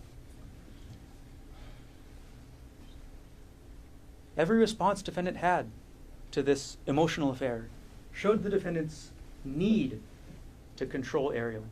He wanted to control where she lived. He wanted to separate this woman from her 18-month-old child. That was his response. His response to finding out was, you should move out. He wanted to control her job. He wanted her to quit. He wanted her to be dependent on him. Because once Ariel quit her job, it's much harder to divorce. She has no more income. She can't go find another remote worker, nuclear engineer job. The defendant knew how much a divorce would cost. He was looking at his own documents, his own records from his prior divorce. He was looking at his own records that showed how much he paid in his prior divorce, because that's what he was thinking about. He was doing that math. He was doing that math on what it would cost to divorce Ariel, what he would give up. And he just couldn't stop thinking about it. He couldn't stop thinking about this emotional affair that he's built up in his head. And because he couldn't stop thinking about it, he made a plan. He made his plan to kill Ariel. The beating. Plan C, the third substantial step, the one that's the most visible, the one where she got these injuries. The defendant took the rock. He picked it up. He swung at Ariel again and again and again and again and again. That many swings shows that the intent was not just to hurt. It was not just to defend. The intent was to end her life. That's what the number of swings tells you in this case. Ariel's only relief, the only thing that stopped him, was the defendant being caught in the act. It was the intervention of Amanda Morris and Sarah Bucksbaum. That's it. So we end with the confession. 10:42 a.m., just a couple minutes after this happened, the defendant calls Emil. It's a video call, not a phone call. So Emil could see what the defendant was saying. He could see the defendant's face. He could see the defendant's mouth moving. There's no gray area with this confession. As Emil testified, he has no doubt about what the defendant told him. There's no phantom gust of wind that came up. There's nothing like that. The defendant confessed to Emil. He told Emil that he tried to kill Ariel. He told Emil why. He told Emil that Ariel got away. He told Emil that Ariel was having an affair. That doesn't sound like a goodbye suicide message, does it? He told Emil that he was at the end of this rope. And think back to the last thing that the defendant told Ariel before he tried to kill her. He told Ariel, "I'm sick of this shit." That's corroborated that he's at the end of his rope. Same idea. What didn't he tell What didn't the defendant tell Emil? Nothing about self-defense. Nothing about Ariel attacking him. Nothing about what he testified to you. Is that reasonable? Does that make sense? No. 10:42 a.m., the defendant FaceTime video calls Emil. He confesses. And Emil's next step, after being put in that situation, after being put in a situation as a 19-year-old that he had no want to be part of, Emil does what he does. He goes and tells his grandparents. He goes and tells them what the defendant said. And Judith Mast, ends up texting the defendant, 11:33. She texts the defendant, "Is Ari okay?" She asks the defendant about her daughter. And the defendant says nothing. He doesn't respond. But what he does do shows his intent. What he does do, he calls Emil again, and he asks him, "Did you tell anybody?" That shows the guilty conscience of the defendant. That shows that the defendant was not acting in self-defense. That shows the defendant was thinking about what his actions would do to himself. He was thinking about himself. He wasn't thinking about Ariel. He wasn't thinking about her condition. It was only himself. So, ladies and gentlemen, there's one verdict and only one verdict that does these things. There's one verdict that holds the defendant accountable for what he intended to do, for what he tried to do to Ariel. There's one verdict that's supported by the physical evidence, the digital evidence, the corroborated testimony of witnesses, and the defendant's own confession. There's only one verdict that's corroborated that makes sense with all of that. There's only one verdict that the evidence and justice demands. And that verdict is that you find the defendant guilty as charged of attempted murder in the second degree. Thank you.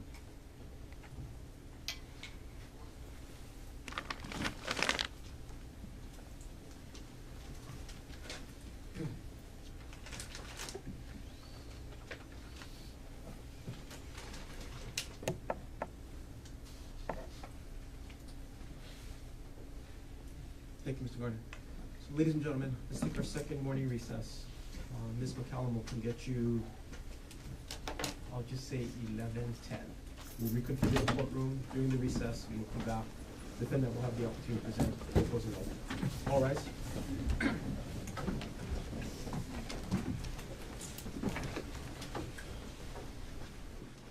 Jury is absent from the courtroom. Counselor, you cannot be seated. Mr. Gardner, you wanted to take up objections to the defendant's proposed closing slides. Yes, Your Honor. The first is on slide number 14, on page 5 of the printout that defense counsel's handed both of us.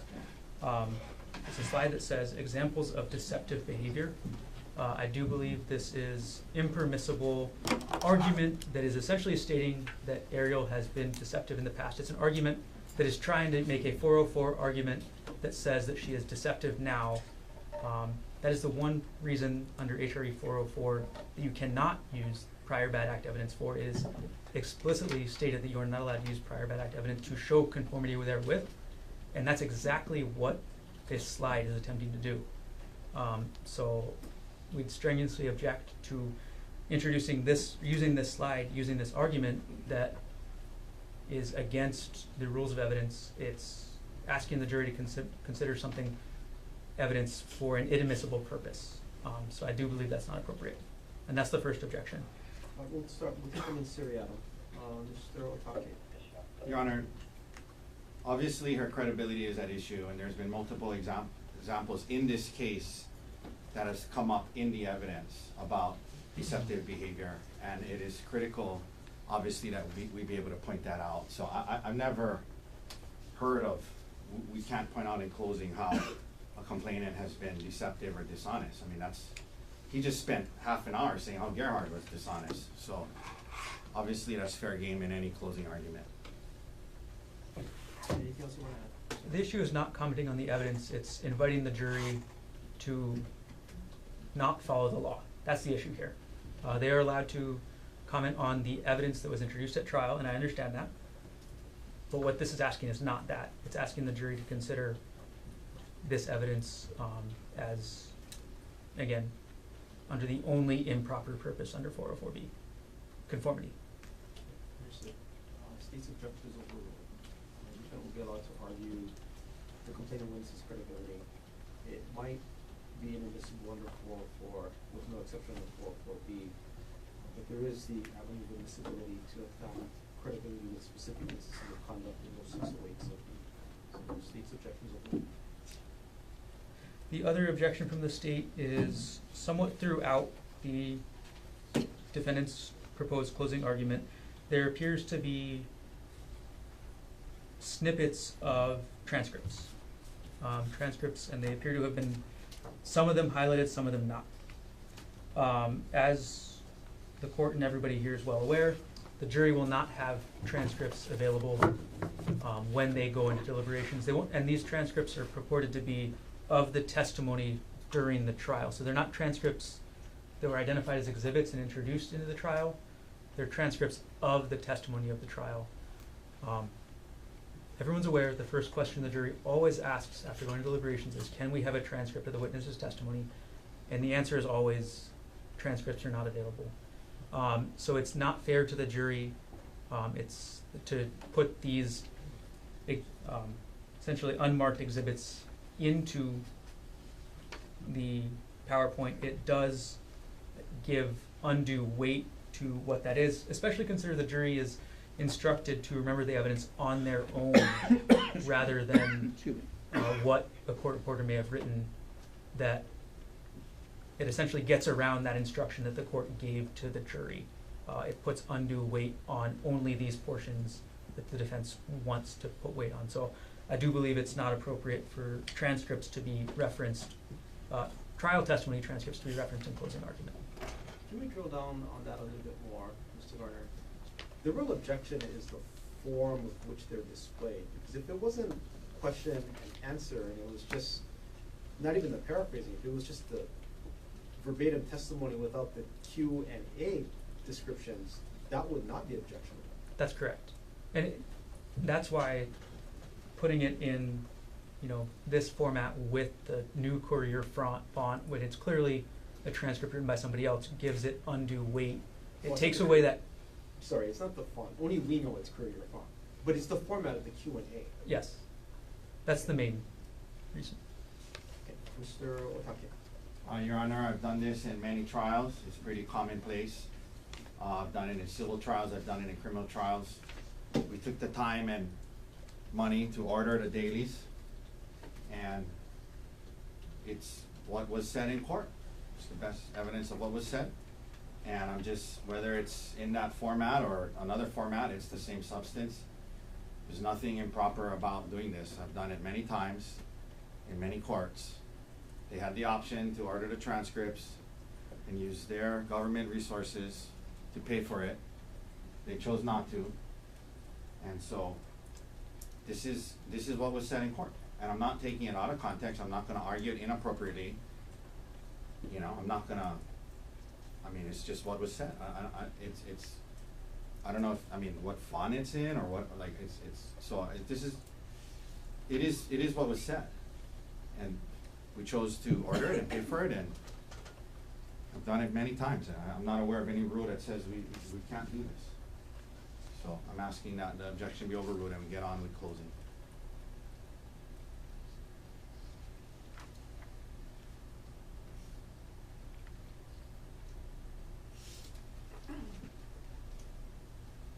Anything else you want to add, Mr. Garner? No.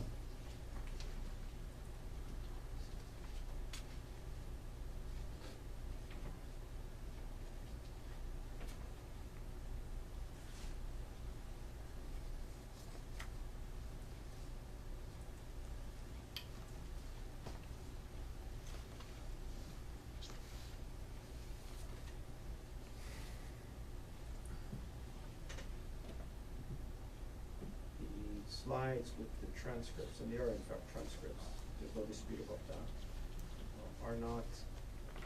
they're the actual transcripts as represented by counsel. It's not a misrepresentation of what was said, it's not even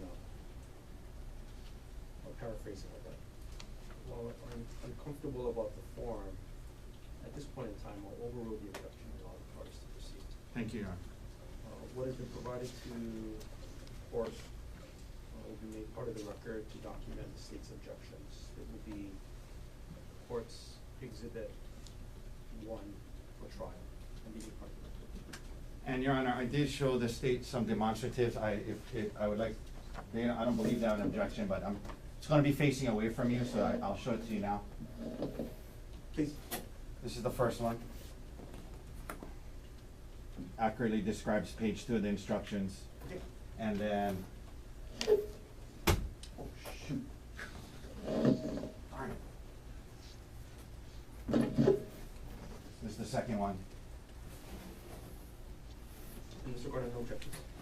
To these two demonstrative aids, no objections. Anything else we should take up before the jury returns? No, Your Honor. Nothing from the state. Actually,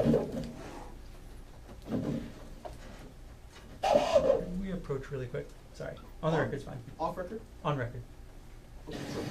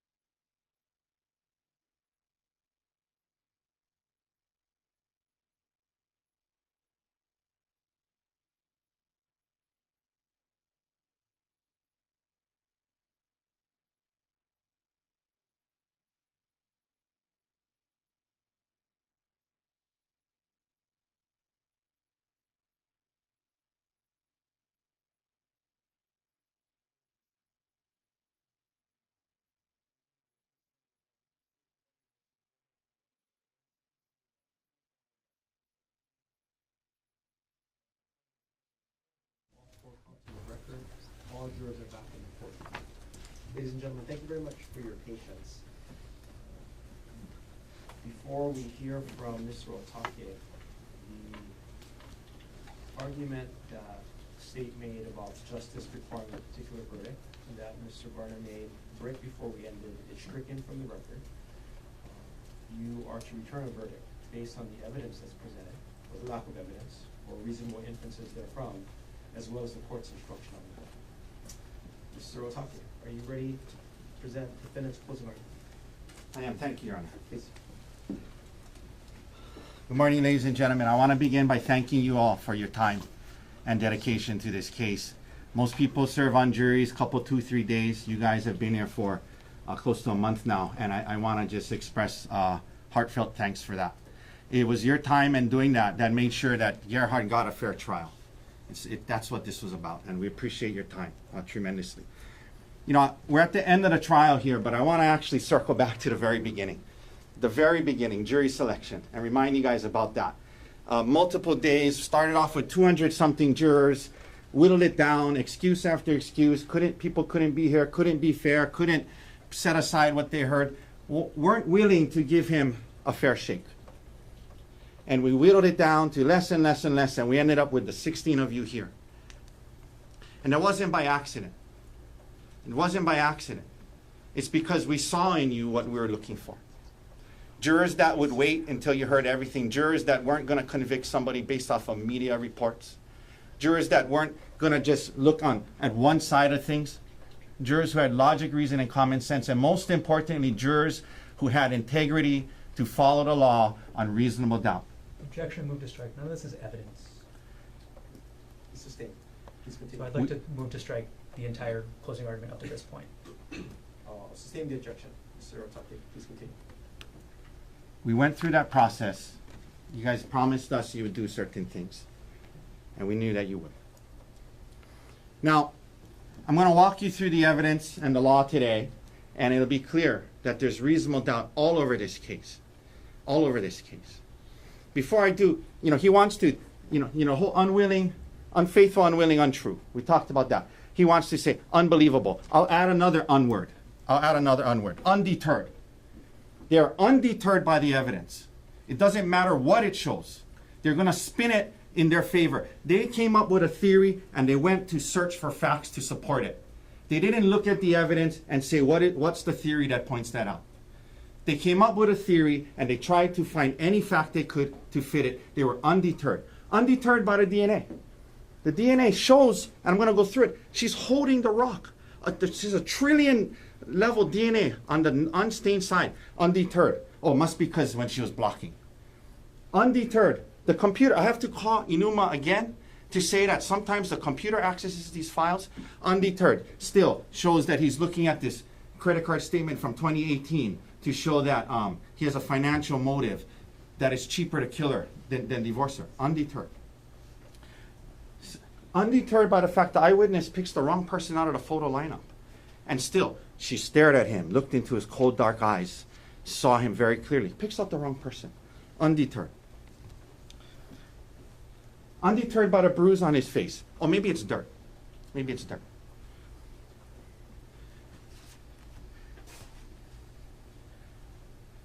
Evidence should lead to theories. You don't come up with a theory and then search for evidence to spin it to fit your theory. That's what happened in this case. Ladies and gentlemen, I'm going to go through just some of the law initially, and then we're going to come back, go through all the evidence, and then I'm going to come back on some other parts of the law. So I want to start off first by reminding you, as you know, you took an oath, right? You told us that you would give your word that you would follow the law. You'd follow the law, and we know that you will. I want to start, you can follow along in your instructions if you want. I'm just going to start on page 2. Page 2. I talked to you at the beginning about these 3 principles of justice and fairness that keep our system safe for all of us. Anytime the government waves its accusatory finger at anyone, these principles kick in, and it's a safeguard. It's a safeguard, and that's summarized on page 2. You must presume the defendant is innocent of the charge against him. This presumption remains with the defendant throughout the trial of the case unless and until the prosecution proves the defendant guilty beyond a reasonable doubt. The presumption of innocence is not a mere slogan.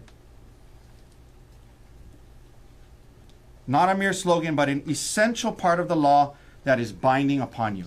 It's binding on you. It places upon the prosecution the duty of proving every element, material element of the offense charge against the defendant beyond a reasonable doubt. Now, I'm a visual learner. I had this chart earlier to help you guys understand how that works. We talked about how the presumption of innocence, you don't start in the middle. You don't start in the middle. It requires that you start here. You start here. It requires that. And then there's a gap. And it's a proof gap. This has to be filled with proof beyond a reasonable doubt before you even step this way. Before you even step this way. If there's no proof beyond a reasonable doubt, you don't move. You don't move. And let's look what a reasonable doubt is. You must not find a defendant guilty upon mere suspicion or about evidence which only shows that the defendant is probably guilty. Probably guilty is not good enough under the law that you took an oath to uphold. What the law requires, ladies and gentlemen, what is required by law before the defendant can be found guilty is not suspicions, not probabilities, but proof. And think about that word. It's a strong word. We don't pay enough attention to that word. Proof. That's a powerful word. Proof of the defendant's guilt beyond a reasonable doubt. That's the law. Probably not enough. That's the law. Again, visual learner, I have a chart to help you with this. This chart summarizes page 2 in a more simple way. State's burden, it's their burden, right? We talked about they brought the charge. Make no mistake, this is not Konig versus Gerhard Konig. This is the state of Hawaii versus Gerhard Konig with their resources, the police force, their computer experts, their everybody. Their burden, state of Hawaii versus him. This is their burden. If they only provide, if obviously 100% you think is not guilty, not guilty. Probably not guilty, not guilty. Possibly not guilty, not guilty. Maybe not guilty, not guilty. Maybe guilty, not guilty. If you're like maybe, maybe not, if you're left thinking, I don't really know what exactly happened, maybe, maybe not. If you're here, not guilty. Possibly guilty, probably guilty, not guilty. That's how high the burden is. It's a safeguard against convicting innocent people. This is what you took an oath to uphold. I'm going to circle back to this, but this is what you told us you would apply. Now,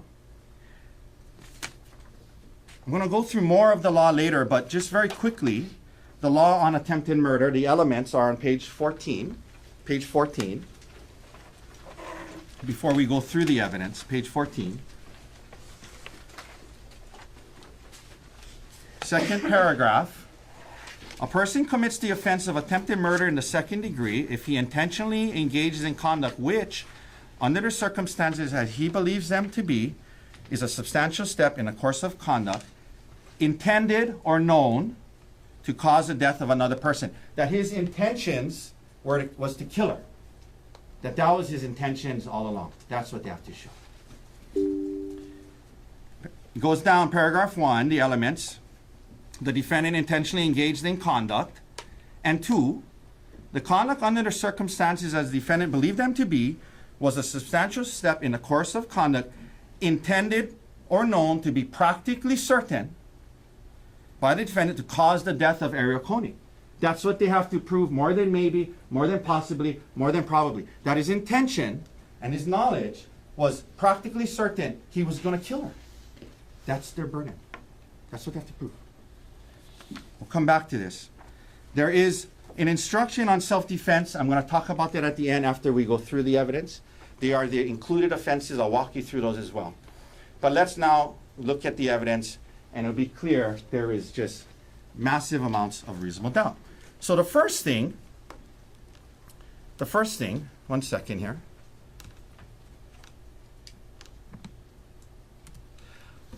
this issue about, was this planned? Okay, was this planned? This big plan, he just went through this motive, that Gerhard Konig, you got to know him, that he came up with this plan in late December, that it was going to be cheaper to kill her than divorce her. Was this planned? Let's look at the evidence. Is there a reasonable doubt about that? Let's walk you through that. First of all, she brought up the idea of going on a trip to Oahu. That was her idea. Why would that be the plan? If you're planning on killing somebody, you're an anesthesiologist, you have access to, as they fault him for being a doctor, I'm going to get into that a little later, having these things at home that he uses to save people's lives, that your plan is, let me not stay on Maui, where there's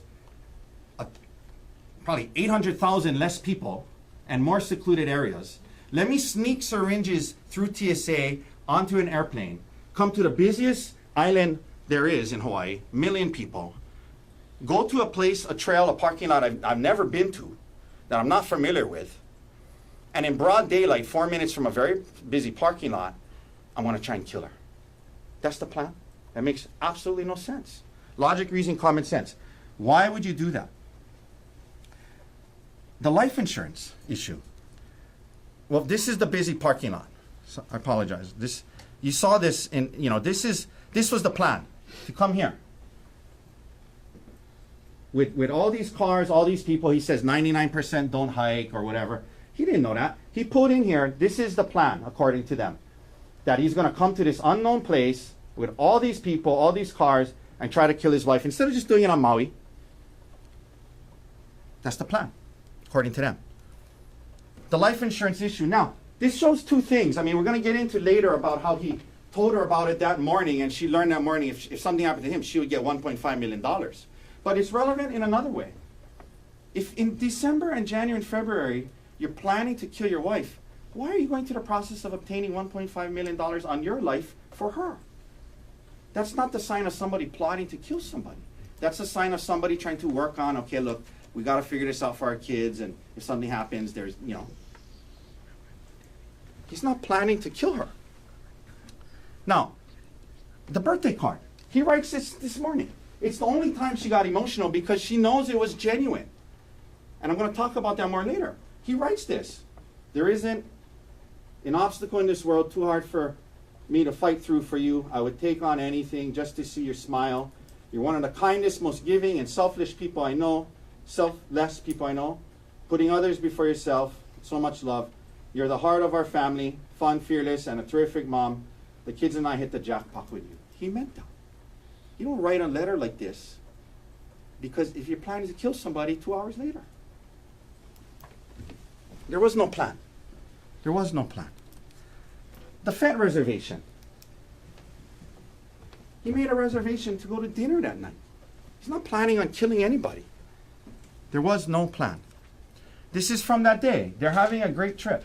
They had gone through some rough times, but they were making some progress, in part because they weren't really talking about it. And that's why she felt comfortable.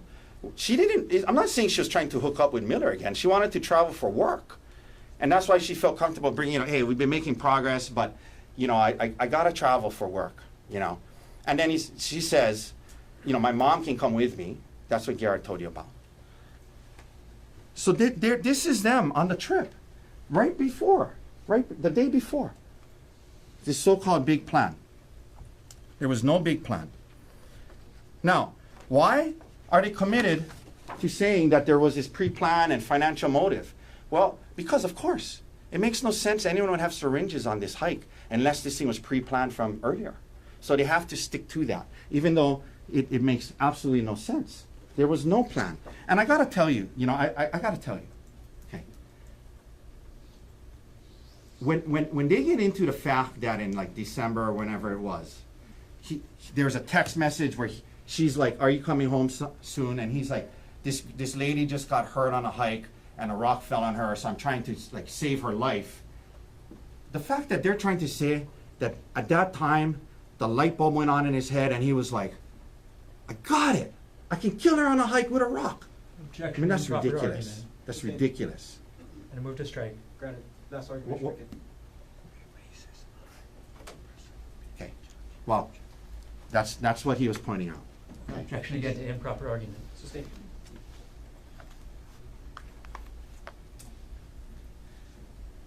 The idea that he came up with this plan because he was trying to save a patient's life who was hurt with a rock on a hike is ludicrous.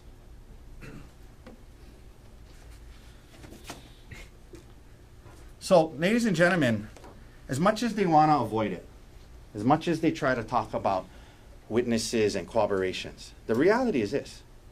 What happened on the mountain before the hikers got there, it is essentially she said, he said. The witnesses told you. They didn't see much. One witness only saw one hit, the other didn't see a hit at all. One of them picks out the wrong person in the photo lineup, okay? Everything before that, they told you they can't say what happened, they don't know how it started. It's she said, he said. Now,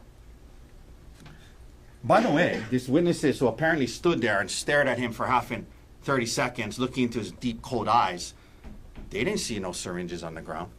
You know the one she says she flicked out of his hand that landed right there? They're nurses.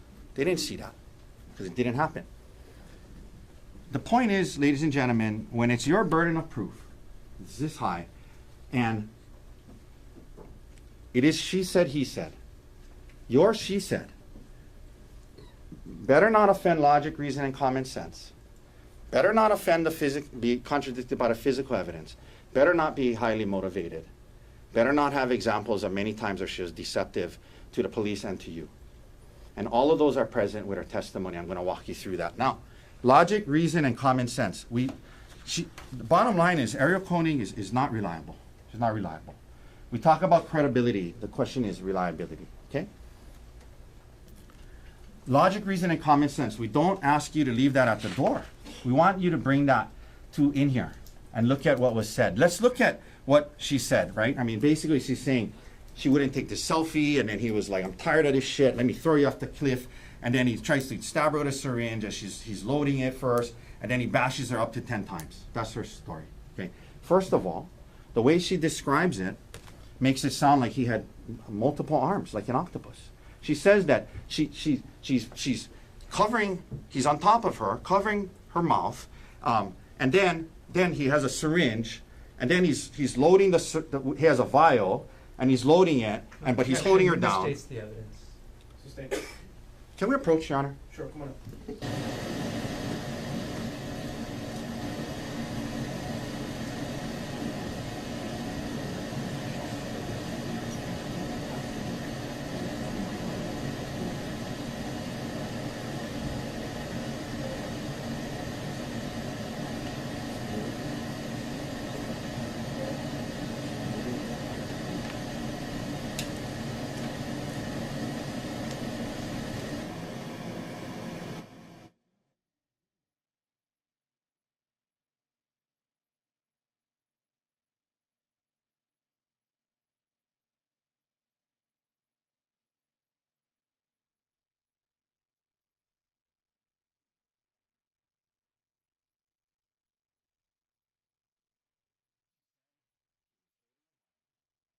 The inference is, why would you have a vial unless you're trying to load it?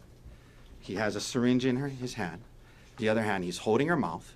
He's down on top of her, doing all of this while she's supposedly kicking and fighting. He only has 2 arms. And in the middle of it, they're having a full conversation. Your mom's not going to be very happy if you do this. You know, the kids aren't going to be, you know, her story makes no sense. Now, logic, reason, and common sense as we look at her story, and it is a story, okay? If we look at her story, if this was a big plan that someone's going to bring a syringe to incapacitate somebody and stab them to make it easier to throw him off the cliff, don't you think they would load the syringe ahead of time? Don't you think they would load the syringe ahead of time? Their story is that that's the plan, and in the middle of it, he's like, oh wait, I gotta take out this vial and get it ready. That makes no sense. Especially given the fact that it's undisputed, he had just gone up the mountain by himself for 10 minutes. If he had it and wanted to use it, he could have loaded it. It makes no sense because it didn't happen. It didn't happen. The other thing, and I'm glad he brought up this thing about plan A, plan B, plan C, because it proves the point I was going to get to. why in the world, if you bring a syringe to incapacitate someone to make it easier to throw them off the cliff, why would the syringe be plan B? It would be plan A. You would use the syringe first, and then you would throw them off. You wouldn't start the scuffle and make that, start this scuffle and they'd be like, oh wait, now I'm gonna stab her with the syringe. That makes no sense. It makes no sense that, that's the plan. He knows if something like that happened, he's a doctor, a toxicology report would show propofol in her thing, in her blood, that this is. Objection, not in evidence. It makes no sense that he would start the scuffle before using a syringe if that was his big plan. Because it didn't happen. This idea that she could just flick the syringe out of his hand. He's holding it tight, according to her. He just flicks it. None of that makes any sense. This idea about, well, he hid evidence. The rock is found right there. We don't know exactly where because HPD should have photographed it before they moved it. But why would he get rid of the syringes and leave the rock? None of that makes any sense. And then, of course, we get into him leaving her on the mountain. Leaving her on the mountain. If this is the big plan to use this hike as an opportunity to throw her off and kill her, why would he walk away and leave her there alone thinking he's going back to the car? And they're trying to say, well, all kinds of things about that. But the reality is this. If you think, even though it's not true, if he went off on his own, because if she said, well, it's too high, I'm getting a little scared, and his plan was to kill her, he wouldn't leave her. He would say, okay, you know what, that's fine, but let's just at least go over here and take a selfie and then try to throw her off, right? He wouldn't have left her for that reason. If he was planning to try and throw her, he would have stayed with her. And then her rationale, to get around the idea that, undisputable, that she clearly said, when he got back, she told the detective that he said, oh, you're still here. He was surprised that she was still there. She says, well, he knew I meant I was going to go exploring in that area. Where was there to explore? We heard from witness after witness. It was you either go up or you go down. You don't go off and go exploring. That was her way to try and cover up. That it was clear he left her thinking she was going back to the car, which you wouldn't do if you had a plan to kill somebody by throwing him off the cliff. TSA, we've all been through it. Sharp metal syringe objects, sharp objects, not going to work. Not going to work. Logic, reason, common sense, that he has this intent to kill her, but then he lets her crawl away. He lets her go down to the witnesses. Doesn't come after. Doesn't make any sense. Her demeanor. They say, oh, she was very matter of fact and just told it.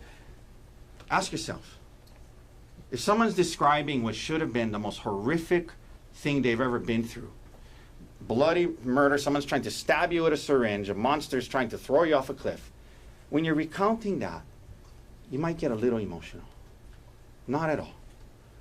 And she's not just someone who doesn't get emotional, because we saw her get emotional when we showed her the card. When she read the birthday card, she got emotional. I submit to you that was probably guilt, but whatever it was, she knew it was genuine, and she showed an ability to show emotion. That was real. The card was real. You cannot get emotional over a made-up story that didn't happen when you started the fight. Reasonable doubt. Logic, reason, and common sense. Now, Ariel's story contradicts the physical evidence. It just does. And this is a huge problem for them. And they try to come up at the last minute with, well, maybe when blocking it, her DNA got on it. But let's talk about that. Because we're talking more than probably, right? He wants to say maybe blocking her DNA got on it. Maybe. Okay. But let's use our logic, reason, and common sense and look at the physical evidence. What does Scott Henderson say, the DNA guy? Generally, yeah, you could expect higher likelihood ratios with the more DNA that's present in a sample. The more DNA present in the sample, you can expect a higher ratio, yes? Generally speaking, yes. The more someone's DNA is on the sample, the higher the number. Higher the number. He then goes on, we learn from him and Amarin, that, very important, the rock. Swabbing from the unstained area. There was a stained area that looked like blood, and there was an unstained other side. They swabbed the blood, they tested, of course it's Ariel's blood. I told you that in opening statement, right? The blood side was Ariel. The unstained side, they don't test for blood. They test for human skin cell touch DNA from people holding objects they told you. Okay? The unstained side had a profile for 2 people, Ariel and Gerhard. Ariel's number was 1 trillion. His was 290. Let's go back to what Henderson said. The more DNA present on the sample, you can expect a higher ratio. Yes, yes. 1 trillion to 290. The rock was in her hand. The rock was in her hand. The DNA shows that. That blows away her whole story. That she didn't have the rock. The rock was in her hand. Her DNA is all over that. This idea, well, maybe when she was blocking it hit her, that's not going to lead to that much of her DNA on it, more than him. Objection, speculation. If he's holding the rock the whole time and she's just blocking, there's going to be more of his DNA than hers. She was holding the rock, and that blows away their entire theory. Scientifically, I asked Amarin, what about scientific evidence, Miss Amarin? And we talked about it. It's unmotivated. Scientific evidence is not trying to get full custody. His retirement.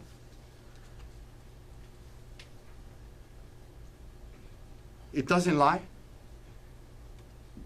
It is what it is. And they may say, well, maybe it was there because of this. Again, maybe, maybe not. A huge reasonable doubt. A huge reasonable doubt. She had the rock in her hand. 1 trillion to 290. Now, the other thing about the physical evidence is the injuries. They want to say, we heard about the stellate laceration. I'm going to talk more about it later. But it has one point and it spreads, right? And you heard, she at the end said she doesn't know how many times she was hit. The doctor, Grosjean, said 2, maybe 2, I cannot say how much more. Dr. Arden says 2 to 3, okay? If she was hit 7, 8, 9 times with all his might, it would be way worse. Physical evidence doesn't support her version of events. Also, if she's under attack, she's going to be scratching, doing biting, as she says. He has no scratch marks, defensive wounds. There's no bite mark on him, even though she said she bit him. The physical evidence doesn't support her story. And that's a huge problem when it's this she said, he said, and this is your burden. That's a huge problem. Further problematic is the examples of deceptive behavior that we saw through her. Many examples of deceptive behavior that makes her unreliable. We heard about her deleting the text messages to hide it from her husband, to hide the extent of a relationship. That is inherently deceptive to do that. That's inherently deceptive. Now, the affair. Look, I'm not the morality police, okay? I'm not here saying she's an awful person because she had an affair. That's for you to decide, okay? Objection, The relevance. improper, Sustained. and move to strike. Granted, last argument on morality is stricken from the record. The relevance of the affair is primarily that she lied about it to the detective.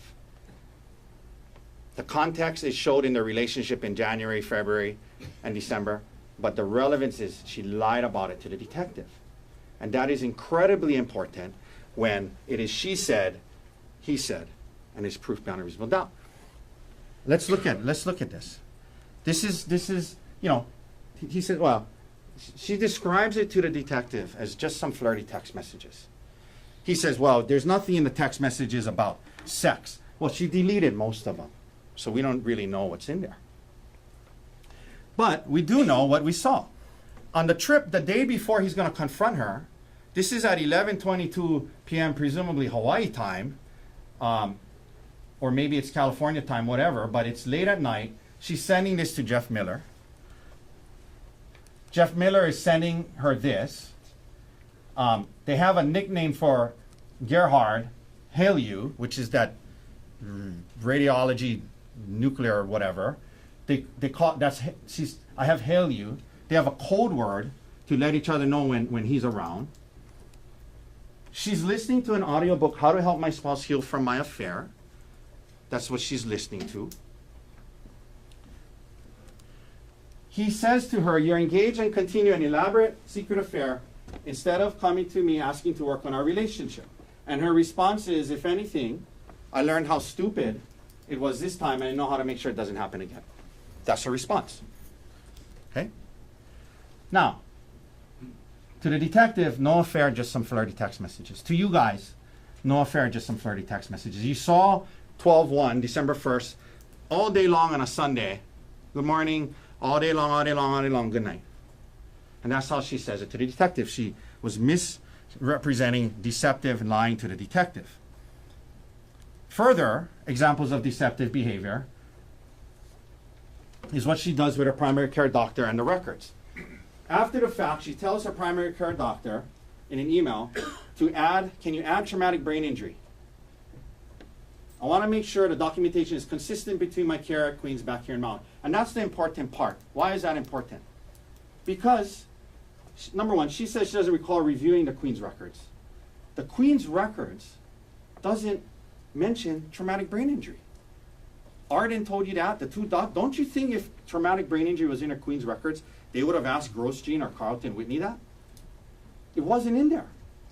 So this shows she is not just asking the primary care doctor to do this, she's deceiving the primary care doctor into believing that the Queens record said traumatic brain injury, so the PCP will be like, oh, okay, I'll add it. It's deceptive behavior. It's incredibly misleading. Now, she says she's surprised about the work bag. She's surprised about the work bag. Oh, I didn't know. She knew he had it there. She knew there was syringes and vials in there. She calls her attorney. And then they turn it in and say, oh, surprise, look what I found.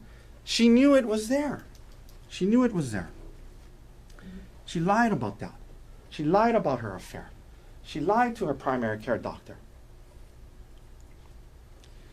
You know, there is I really like quotes. So there's an author, famous author, by the name of Samuel Clemens. Most of us know him better as Mark Twain. Mark Twain was giving a speech once to some young people about the dangers of being untruthful. And what he said was, you ought to be very careful about lying.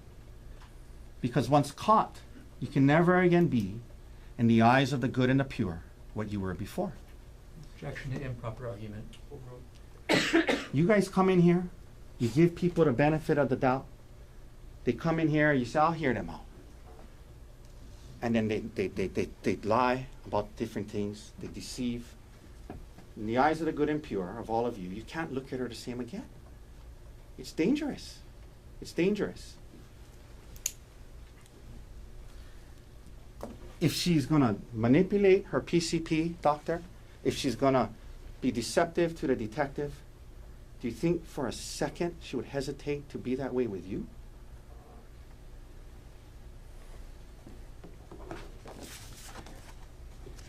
And then we get into bias interest motive. We talked about this. How she knew a divorce was coming. She wanted full custody, how they're using these allegations against him to get full custody, to make it where he can't ever see his kids again, to get half his retirement, to get all of the house, things that she might not get. She knows that. She said to you that their statement is, we want full custody, but if depending on the outcome of the case, that can be revisited later. She knows the ramifications. Now, let's compare that to Mr. Gerhard, Dr. Gerhard Konig.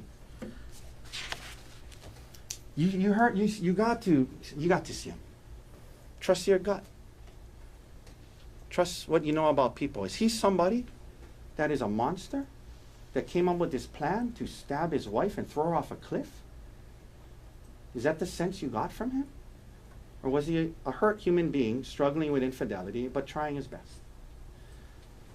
You know, they talked about his parents, how they moved from South Africa when he was young. He worked really hard to become a doctor.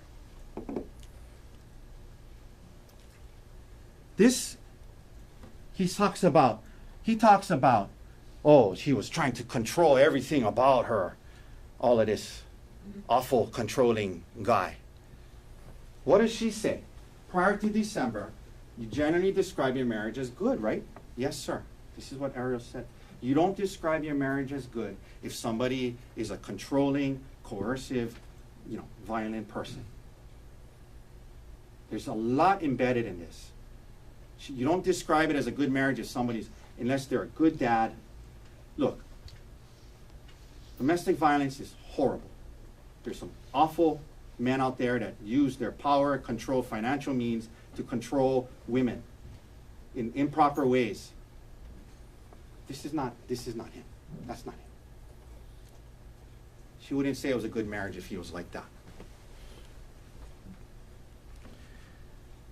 His version of events, they fault him for wanting to see her phone and things like that. The audiobook said that's what it takes. This is Ariel. I asked you earlier, you understood the audiobooks you're listening to by these professionals says to give up privacy, give up access, get them to trust again. She says yes. They're faulting him for the professional advice, what is said. He's not trying to deprive her of her career. He's trying to stop her from seeing the guy that she had an affair with. He was fine with her getting another job. That's a very human thing. Why would you be okay with her going back to work with the guy that she had an affair with?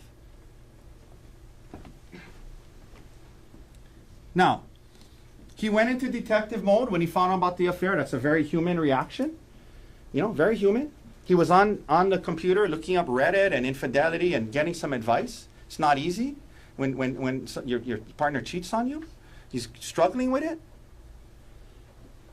They're making some progress in January and February because counseling, she turns it not about the affair, but about other issues. But they're making progress. They're kind of heading in a good direction. They go on this hike. And it makes sense that at that hike, she brings up this issue of, again, not that I want to be with Miller, but hey, I got to travel for work. Okay, I got to travel for work. And this is a detail that you just can't make up, right? He says, then when they're fighting about it, she said, well, my mom can come with me to chaperone.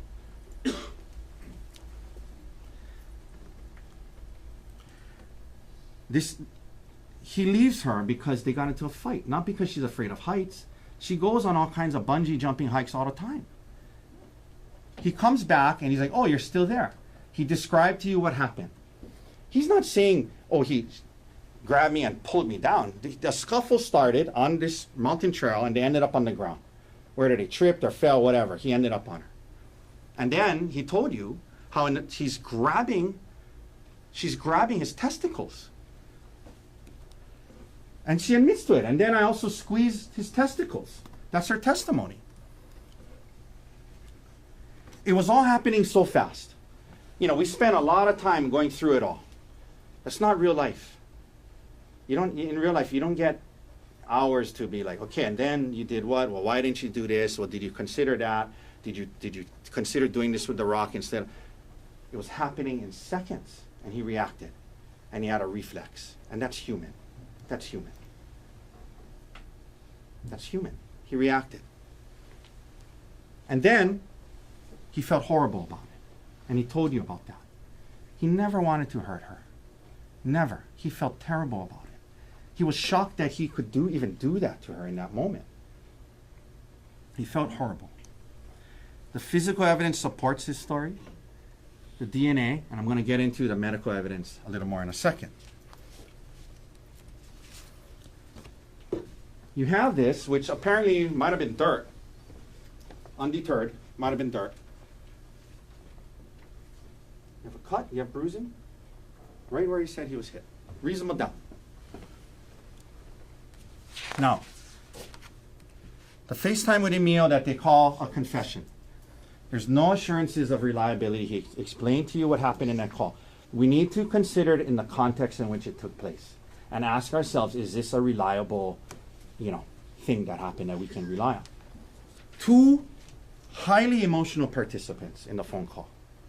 One is suicidal. One is thinking his life is over. He's very emotional, calling his son to say goodbye. The other, obviously, not blaming Emil at all, incredibly emotional. His grandma says she was shaking, crying. Two very, very emotional people. Then you look at the environmental factors. He's on the side of a cliff. And they made it a point to get the HPD officer to say, it's very windy over there, notoriously windy. Very, very windy day, according to the police. He's on speakerphone on the side of a cliff, talking. And he told you what he did. He was explaining to her, look, she was having this affair. She got hurt. This is her blood. She crawled away or got away. She crawled away. And she said, I tried to kill her. He was telling her that's why he was going to end his life. He wasn't confessing. He was telling her, that's why I'm going to end his life. Now, we know this is his testimony. So as you sit here today, there's parts of the exact wording and timing of what was said that you don't quite remember exactly verbatim, word for word, correct? He said yes. He cannot tell us exactly word for word what was said. And then we have an example of him making assumptions. He first tells the detective, my dad said he tried to push her off the cliff. That's what he assumed. Not blaming him, that's what he assumed. But later on in the conversation, in the interview, the detective asked you about that, and you clarified, he said, the part about her pushing her off the cliff was what you assumed he meant, not what he actually said, correct? He said, oh yes, correct. So we have an example already of him saying something that he assumed that wasn't accurate. He wants to say, it was so clear at the end of his redirect, he said, without a doubt, I know what was said. Do you recall how he had to try 4 times? The first 3?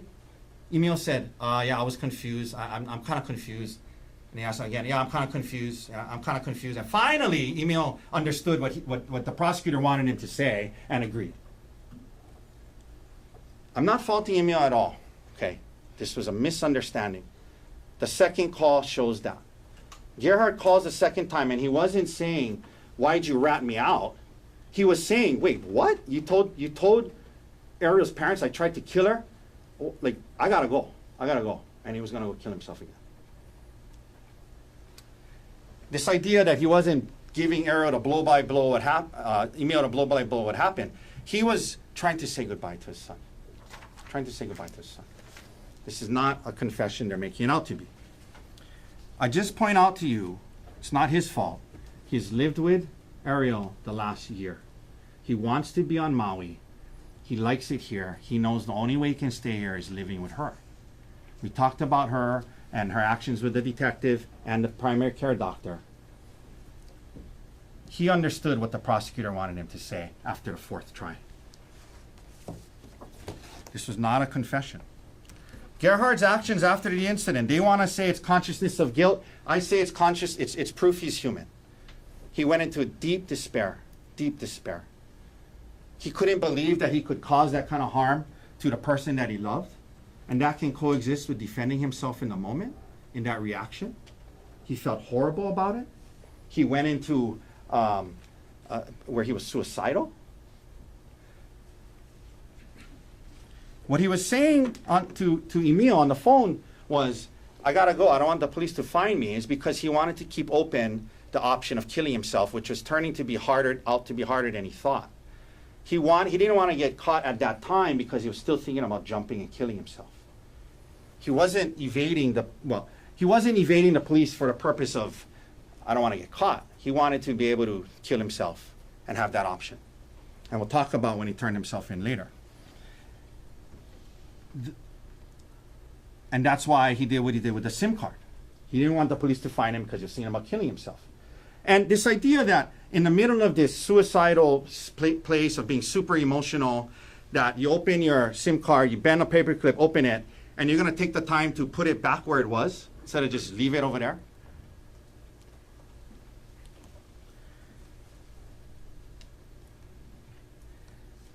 It shows he's human, that he felt terrible about this.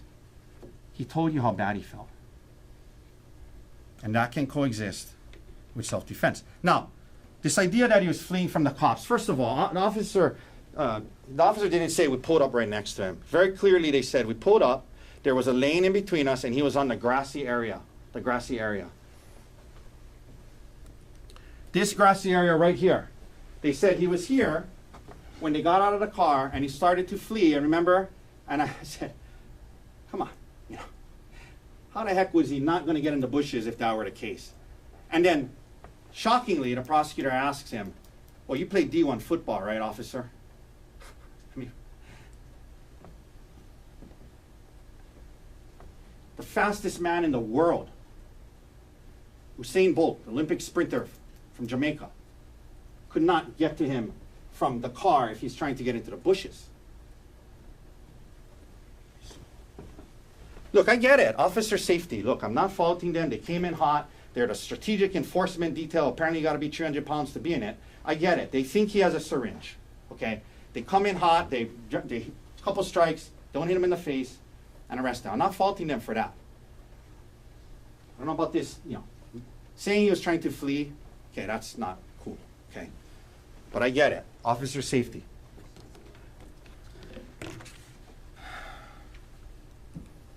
He has an injury. Look at this. It's dried blood and it's bruising. It's the kind of purple bruising that takes place hours later. When you first get an injury, it doesn't bruise. This happened earlier. Dry blood, purple bruising. That takes time to get to that point. A theory in search of facts. I talked to you guys about this. To try and use a computer to manufacture financial motive without telling us last week that sometimes, I'm sorry, how much time is that? Thank you. That sometimes the computer opens files and shows it was accessed. Don't you think that would have been fair to tell you guys that? Instead of leading you to believe that 100% Gerhard looked at all of these things? Look, make no mistake, he said 80% of it he looked at. He's not hiding that. He's just, when he's up here saying, like, I don't remember at 3 a.m. looking at a 2018 Amex credit card statement that was in my old divorce file. And, you know, I mean, but undeterred. It shows he had a financial motive. He was looking up how much his divorce costed him in the past. What? He makes a lot of money as a doctor.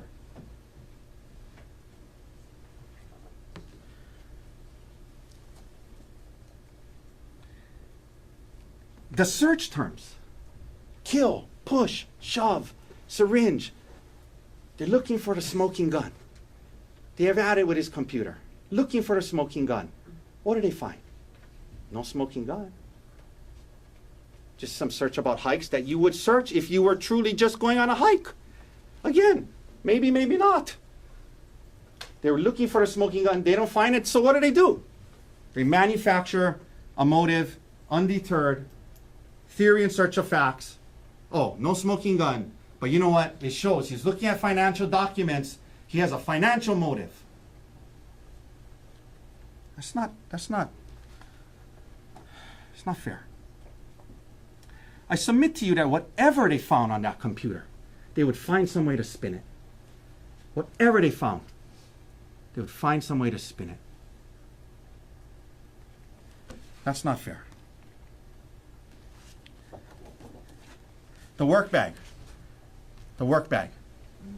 And this, I gotta say, he uses these tools and materials to save lives. And they want to fault him for having it? He's a doctor. He talked to you about why he has it on Maui, not on Oahu. He uses these things to save lives, not try and somehow poison his wife. And she knew he would take it from work every day. Now, self-defense, first thing you got to decide is whether or not this was deadly force that he used. We know it wasn't. And we're going to get into that in a second. But it doesn't matter either way because it's the same rock that she hit him with. So even if it was, even if you say it was deadly force, it was the force that was used against him. So it doesn't matter. It's the same rock.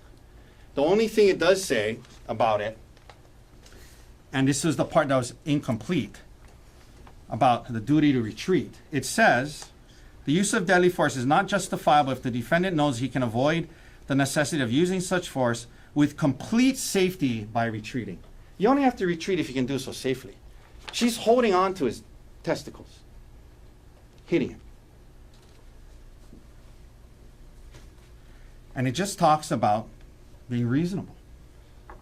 He used the same force that she used against him. And they want to say, well, look at the difference. How could it be the same rock? Obviously, if one gets hit cleaner than the other, the same rock can do that. You know, like I could throw something at a baseball at someone's head, and one it hits him in the face, and one it hits him in the arm. It's going to cause you know. Obviously, it can be depending on how the direction, how hard the landing was. He stopped. He stopped. He didn't keep going. What amount of force was used? What amount of force was used?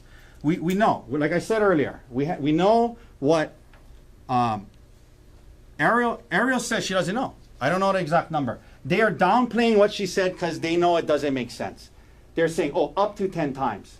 So what does that mean? 6, 7, 8, 9? Doesn't mean 2. But now they know that doesn't make sense. She was hit 8, 9 times. So, oh, maybe she meant less. She doesn't know. Grosjean says possibly 2, maybe more. I cannot tell you. Arden says 2 to 3. He says 2.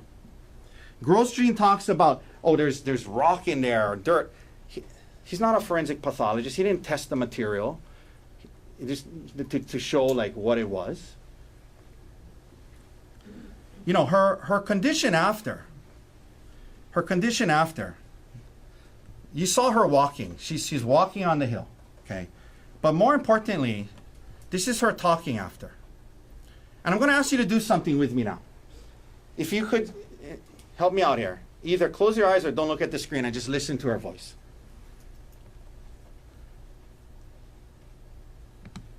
Where does he work? He works for TMG at Maui Memorial Medical Center. TMG is called it. At Maui Memorial. Memorial, yeah. So what TMG is a group of anesthesiologists. Did you guys drive here today? Yeah. Which is your car? It's a Nissan Rogue. Do you remember the license plate? If not, that's okay. It's not our car, but then on Maui. What color is it? The Nissan? It's like black or it's gray. It's gray. Can someone just wet my mouth? Like a wet paper towel or something in my mouth so it really works. I don't have any more on me right now. Sorry, I know. No, you're an angel. Just trying to stop the bleeding until they get there. I know, I really appreciate it. What was Gerhard wearing today? He's wearing like a light gray shirt and Okay. Does she sound like she has a traumatic brain injury to you? She sounds okay. Look, I'm not saying it wasn't a bad cut. And look, I'm not, you know, nobody wanted her to have that cut. I'm not saying it's not, you know, I'm just saying the level of force he used, you can see. It was, he talks about chunks missing from his scalp. No doctor said that. It was soft tissue. You heard from Dr. Arden, a very credible man, that apparently for 14 grand is going to sacrifice his integrity. Obviously, he's not going to do that. He told you the blood is not a good indication of the severity. The blood is not a good indication of severity. No skull fractures, no soft tissue. The tip of her thumb, he said, it was just the very tip. And sure, after the first hit, he puts her thumb, it hits it. Just the tip is fractured. We heard about that. All 3 doctors agree. No substantial risk of death and no serious bodily under the law. All 3 said that. We talked about the stellate laceration. The Glasgow coma score was 15 out of 15. Triage, they waited a few hours outside because she wasn't in that serious of a condition. She had a bad laceration. They sewed it up. She went home the next day. And I don't mean to. He feels terrible that happened. But he wasn't trying to kill her.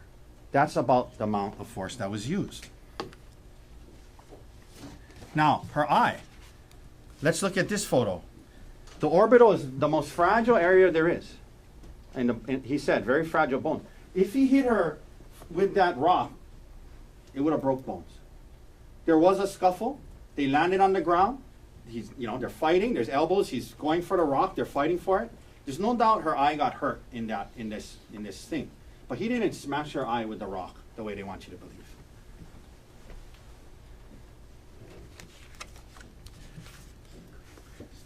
And then you have his injuries. We talked about that.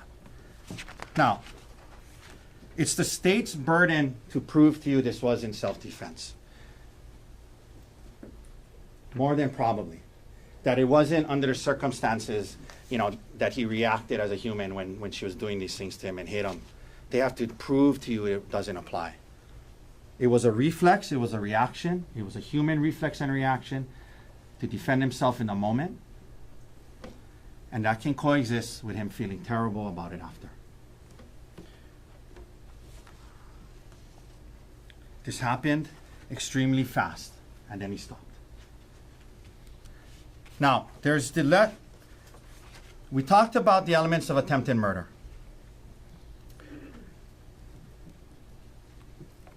He had no intent to kill her. You see on the bottom, and self-defense applies. They have to disprove those two, self-defense. Then there's something that takes you down to the others, right? The other offenses. If and only if you find the defendant not guilty of attempted murder, then or unable to reach a verdict, unanimous verdict, then you must consider these other included offenses. None of them apply. Self-defense is a defense to all of them. If you think that they didn't disprove self-defense, it goes all the way down. But you work your way down through these things. I'm just going to go through it quickly because I don't have a lot of time. The next one is attempted assault in the first degree. That he took a substantial step in conduct intended to culminate in the commission of assault in the first degree. That he intentionally or knowingly was trying to cause serious bodily injury. Let's look at the definition of serious bodily injury. Serious bodily injury means bodily injury which creates a substantial risk of death or which causes serious permanent disfigurement or protracted loss or impairment of the function of any bodily member or organ. The doctors say she didn't have that. He wasn't trying to do that. This doesn't apply. Self-defense, no intent to cause serious bodily injury. You go on to assault in the second degree. Again, no intent to cause serious bodily injury. Self-defense applies to all of this. So you work your way through, self-defense applies to all of it. Her motive to try and get custody and conviction of any of these things helps her with that. And I do have to Assault in the object third degree. for improper instruction on the law. So, Should be ladies substantial. and gentlemen, we have the instructions in the law. That's the instruction that you follow.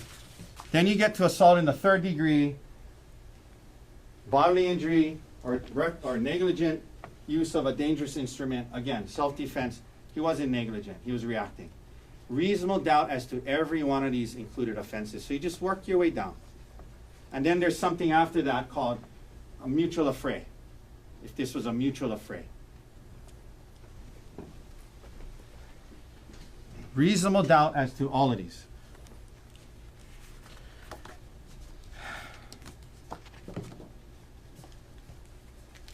Now, I'm almost at the end here. I have couple more minutes. I want to end by saying a few things. This is the law. I ask you to use this as a guide to your deliberations. It's not about trying to figure out what happened. Your only goal is to answer the question, is there a reasonable doubt? Did they prove beyond a reasonable doubt this was not self-defense? More than possibly, more than probably. Let that guide your deliberations. It's a way to simplify things. After you talk about any piece of evidence, come back and remind each other, yeah, but does that prove this beyond a reasonable doubt? Let that guide your deliberations. I couldn't help but think last night.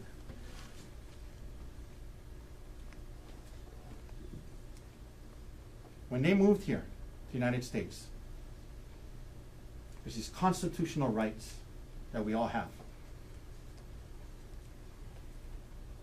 They didn't know it at the time, but it was for a moment just like this. When a jury of his peers would come together and follow the law and follow through on the oath that you took. I want to end with a quote. There was a politician back in the day who was giving a speech, and it was to other politicians, but I think it applies pretty well to jury service. It says, "For those to whom much is given, much is required. And when at some future date, the High Court of History sits in judgment on each of us, recording whether in our brief span of service we fulfilled our responsibilities to the state, our success or failure will be judged by the answer to 4 questions. First, were we truly men and women of courage? Second, were we truly men and women of judgment? Third, were we truly men and women of integrity? And finally, were we truly men and women of dedication?" I ask you to keep those 4 things in mind as you deliberate. Courage to follow the law and do what's right, even if it may not be popular. Judgment to see through some of this ideas that he had a financial motive, that it was cheaper to kill her. Common sense judgment. Dedication to these principles and our Constitution. Dedication to it. Uncompromised dedication to the presumption of innocence and reasonable doubt.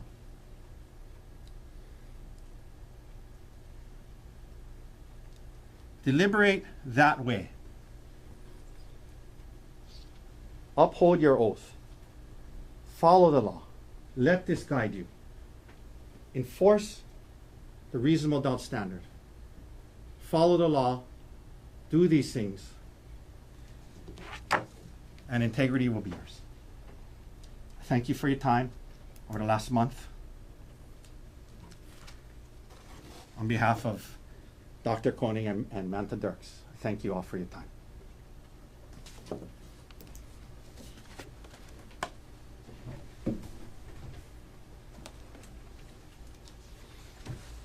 you, Mr. Konig. Let me just have you remove the visual aid. Appreciate it.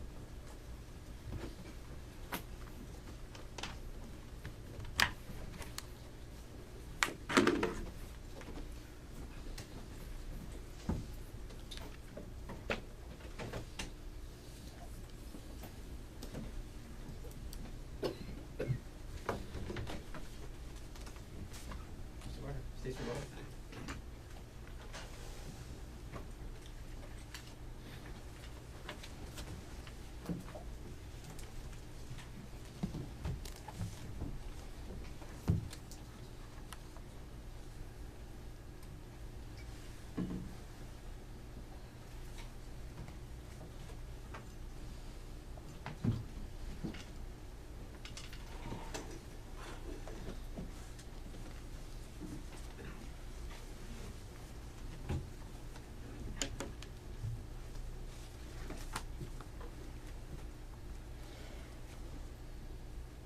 Mark Twain also said, "If you tell the truth, you don't have to remember anything."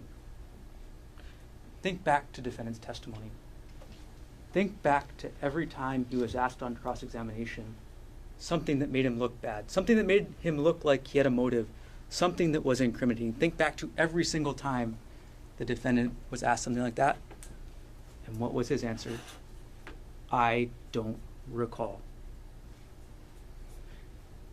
Ariel Konig was able to sit here and testify in front of you for 3 reasons. First, she had her intuition. She saw the defendant looking at her feet on that trail. She saw the defendant tracking her every move. She saw the defendant making sure he saw where she was. And that's what made her feel uneasy. It was her intuition. Second, she fought back. She fought for her life that day. And defense wanted to characterize it as a full conversation, but it was Ariel begging for her life from the defendant. It was Ariel saying, "Think about the kids." It was Ariel saying, "Nobody's going to believe this was an accident." This is Ariel trying to reason with somebody who is trying to kill. And the third reason, and the most important reason that Ariel was here to testify to you, is Amanda Morris and Sarah Buxbaum hearing a call for help, going forward, looking at what they saw, and helping Ariel out.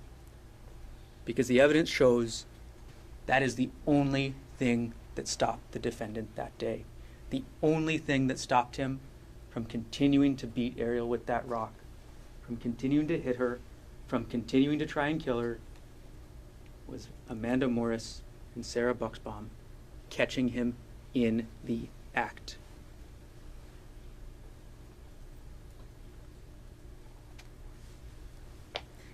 Defense wants you to think about the life insurance. But you should think about it differently. This is a couple who's going through it in their marriage. Why is it time to renew life insurance? Does that make any sense?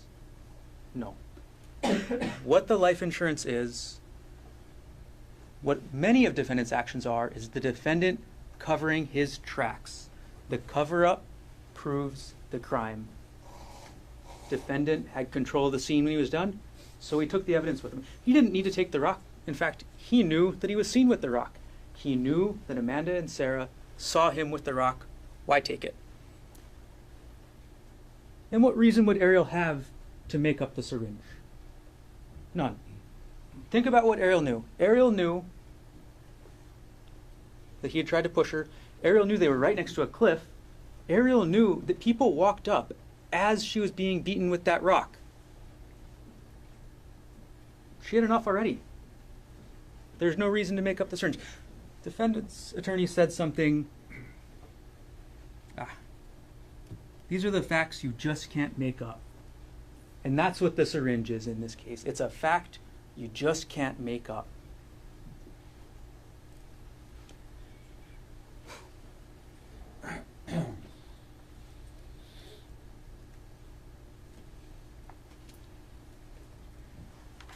Let's talk about the confession.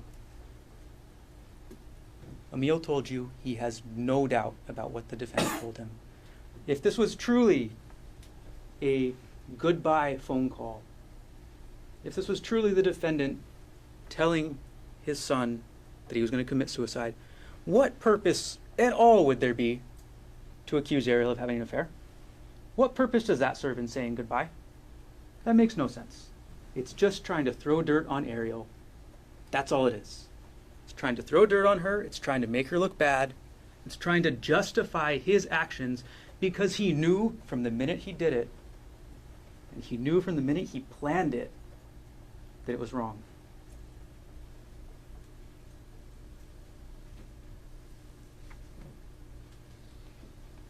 And then look at that timeline again. Why? It makes no sense. The defendant was simply trying to say goodbye. It was simply a miscommunication between himself and Emil. If it was a miscommunication, why wasn't it cleared up? Why wouldn't he just tell Emil in that second phone call? Why would in neither of the FaceTime calls the defendant say anything about self-defense? Why wouldn't the defendant say anything about Ariel supposedly attacking him? Because in that moment, he was confessing. In that moment, he had a guilty conscience. And that's why he did what he did. That's why he hid. That's why he tried to run from the police. Think about the list of people that would have to participate in this, what essentially is being alleged as a massive conspiracy to believe what defendant's saying. You have to disbelieve Ariel. You have to disbelieve Emil. You have to disbelieve Amanda. You have to disbelieve Sarah. You have to disbelieve the medical evidence. You have to disbelieve the doctor that the defense hired. And you have to disbelieve what you saw with your own eyes. That's why the defense asked you to close your eyes when they played that video. They wanted you to ignore what you see. That's what this case is about. That's what they're asking you to do. Open your eyes, make a decision based only on the evidence, and the decision is clear. The defendant tried to kill her. The defendant tried 3 different ways, and he learned out multiple times that day. It is harder to kill than you may imagine.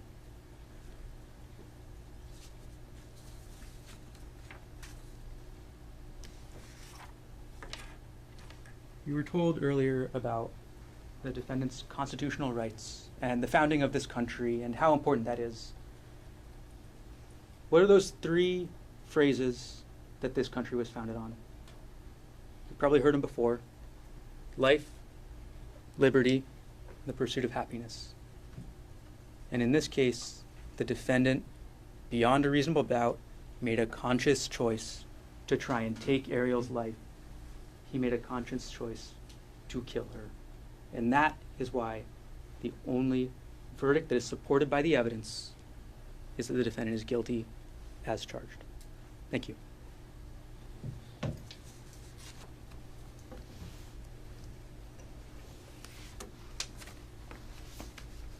Thank you, Mr. Burnham. First of all, we're going to send the jury in for deliberation. Before I do, to the first 12 jurors, is there anybody here who feels for any reason they cannot participate in deliberations in this case?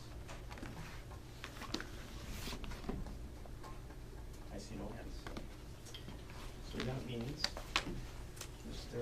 Kiyama, Ms. Kishi, Ms. Pang, and Ms. Yang, I'm able to let you go, but you're not quite yet done.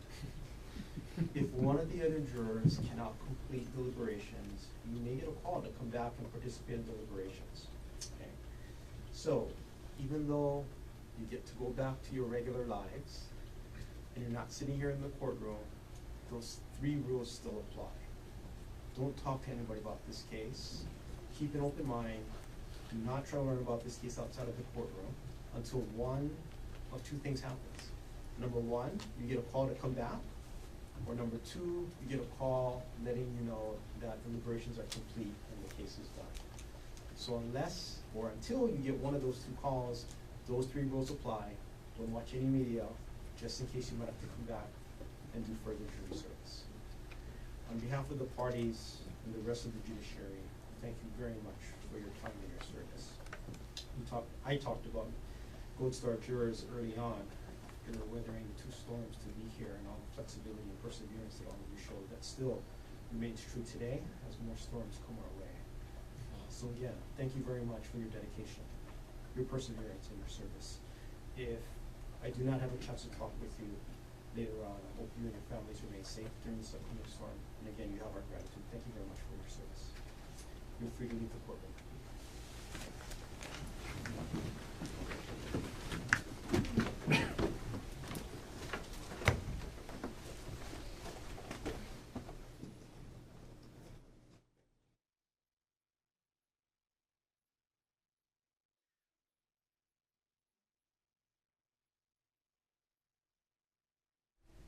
Everybody can be seated. So, ladies and gentlemen of the jury, as you already know, lunch is going to be brought in for you while you're in the jury deliberation room. I do have a couple of final instructions before I send you in. Your deliberations take place during what I call banker's hours. So you're allowed to deliberate up until 3:45 today. If you're unable to reach a verdict, I'll ask you to come back, start again at 9 o'clock. And the reason why if you ask why is it so early, because if there is a verdict, there is time needed to assemble everybody to receive the verdict, and it won't happen before the end of the day. So that's why I released jurors at 3:45. Have you come back at 9 o'clock if you don't reach a verdict today.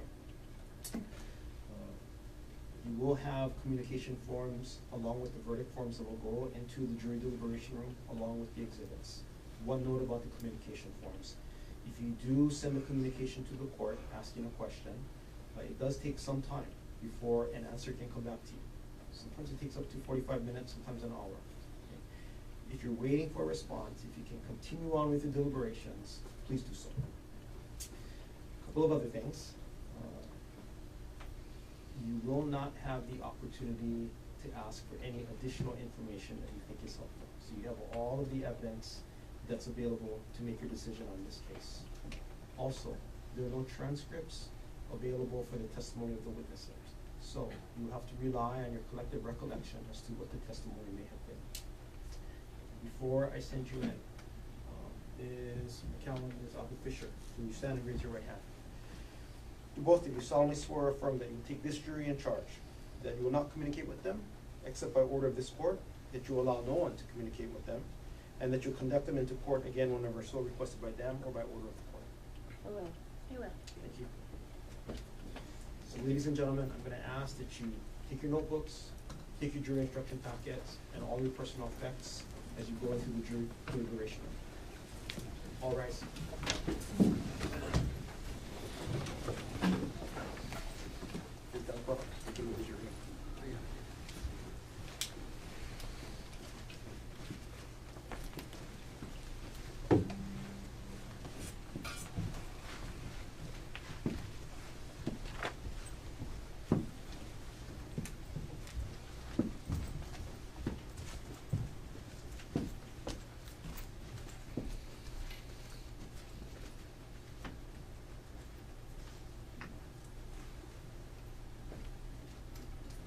Everyone can be seated. Jury is out of the courtroom. Mr. Garner, anything you want to place on the record before we recess? Nothing from the state, Your Honor. Mr. Otake, anything you want to place on record before we recess? No, Your Honor. To all of you, thank you very much for the work that you put in on this case. I remain impressed by the lawyering talent. I haven't been here that long, maybe it's long for some people, but one of the true joys of this job is watching excellent attorneys represent their clients and apply their craft. And I am truly privileged to watch that in this case. So thank you very much for excellent lawyering. Until we hear from the jury, court will be in recess. Thank you, Your Honor.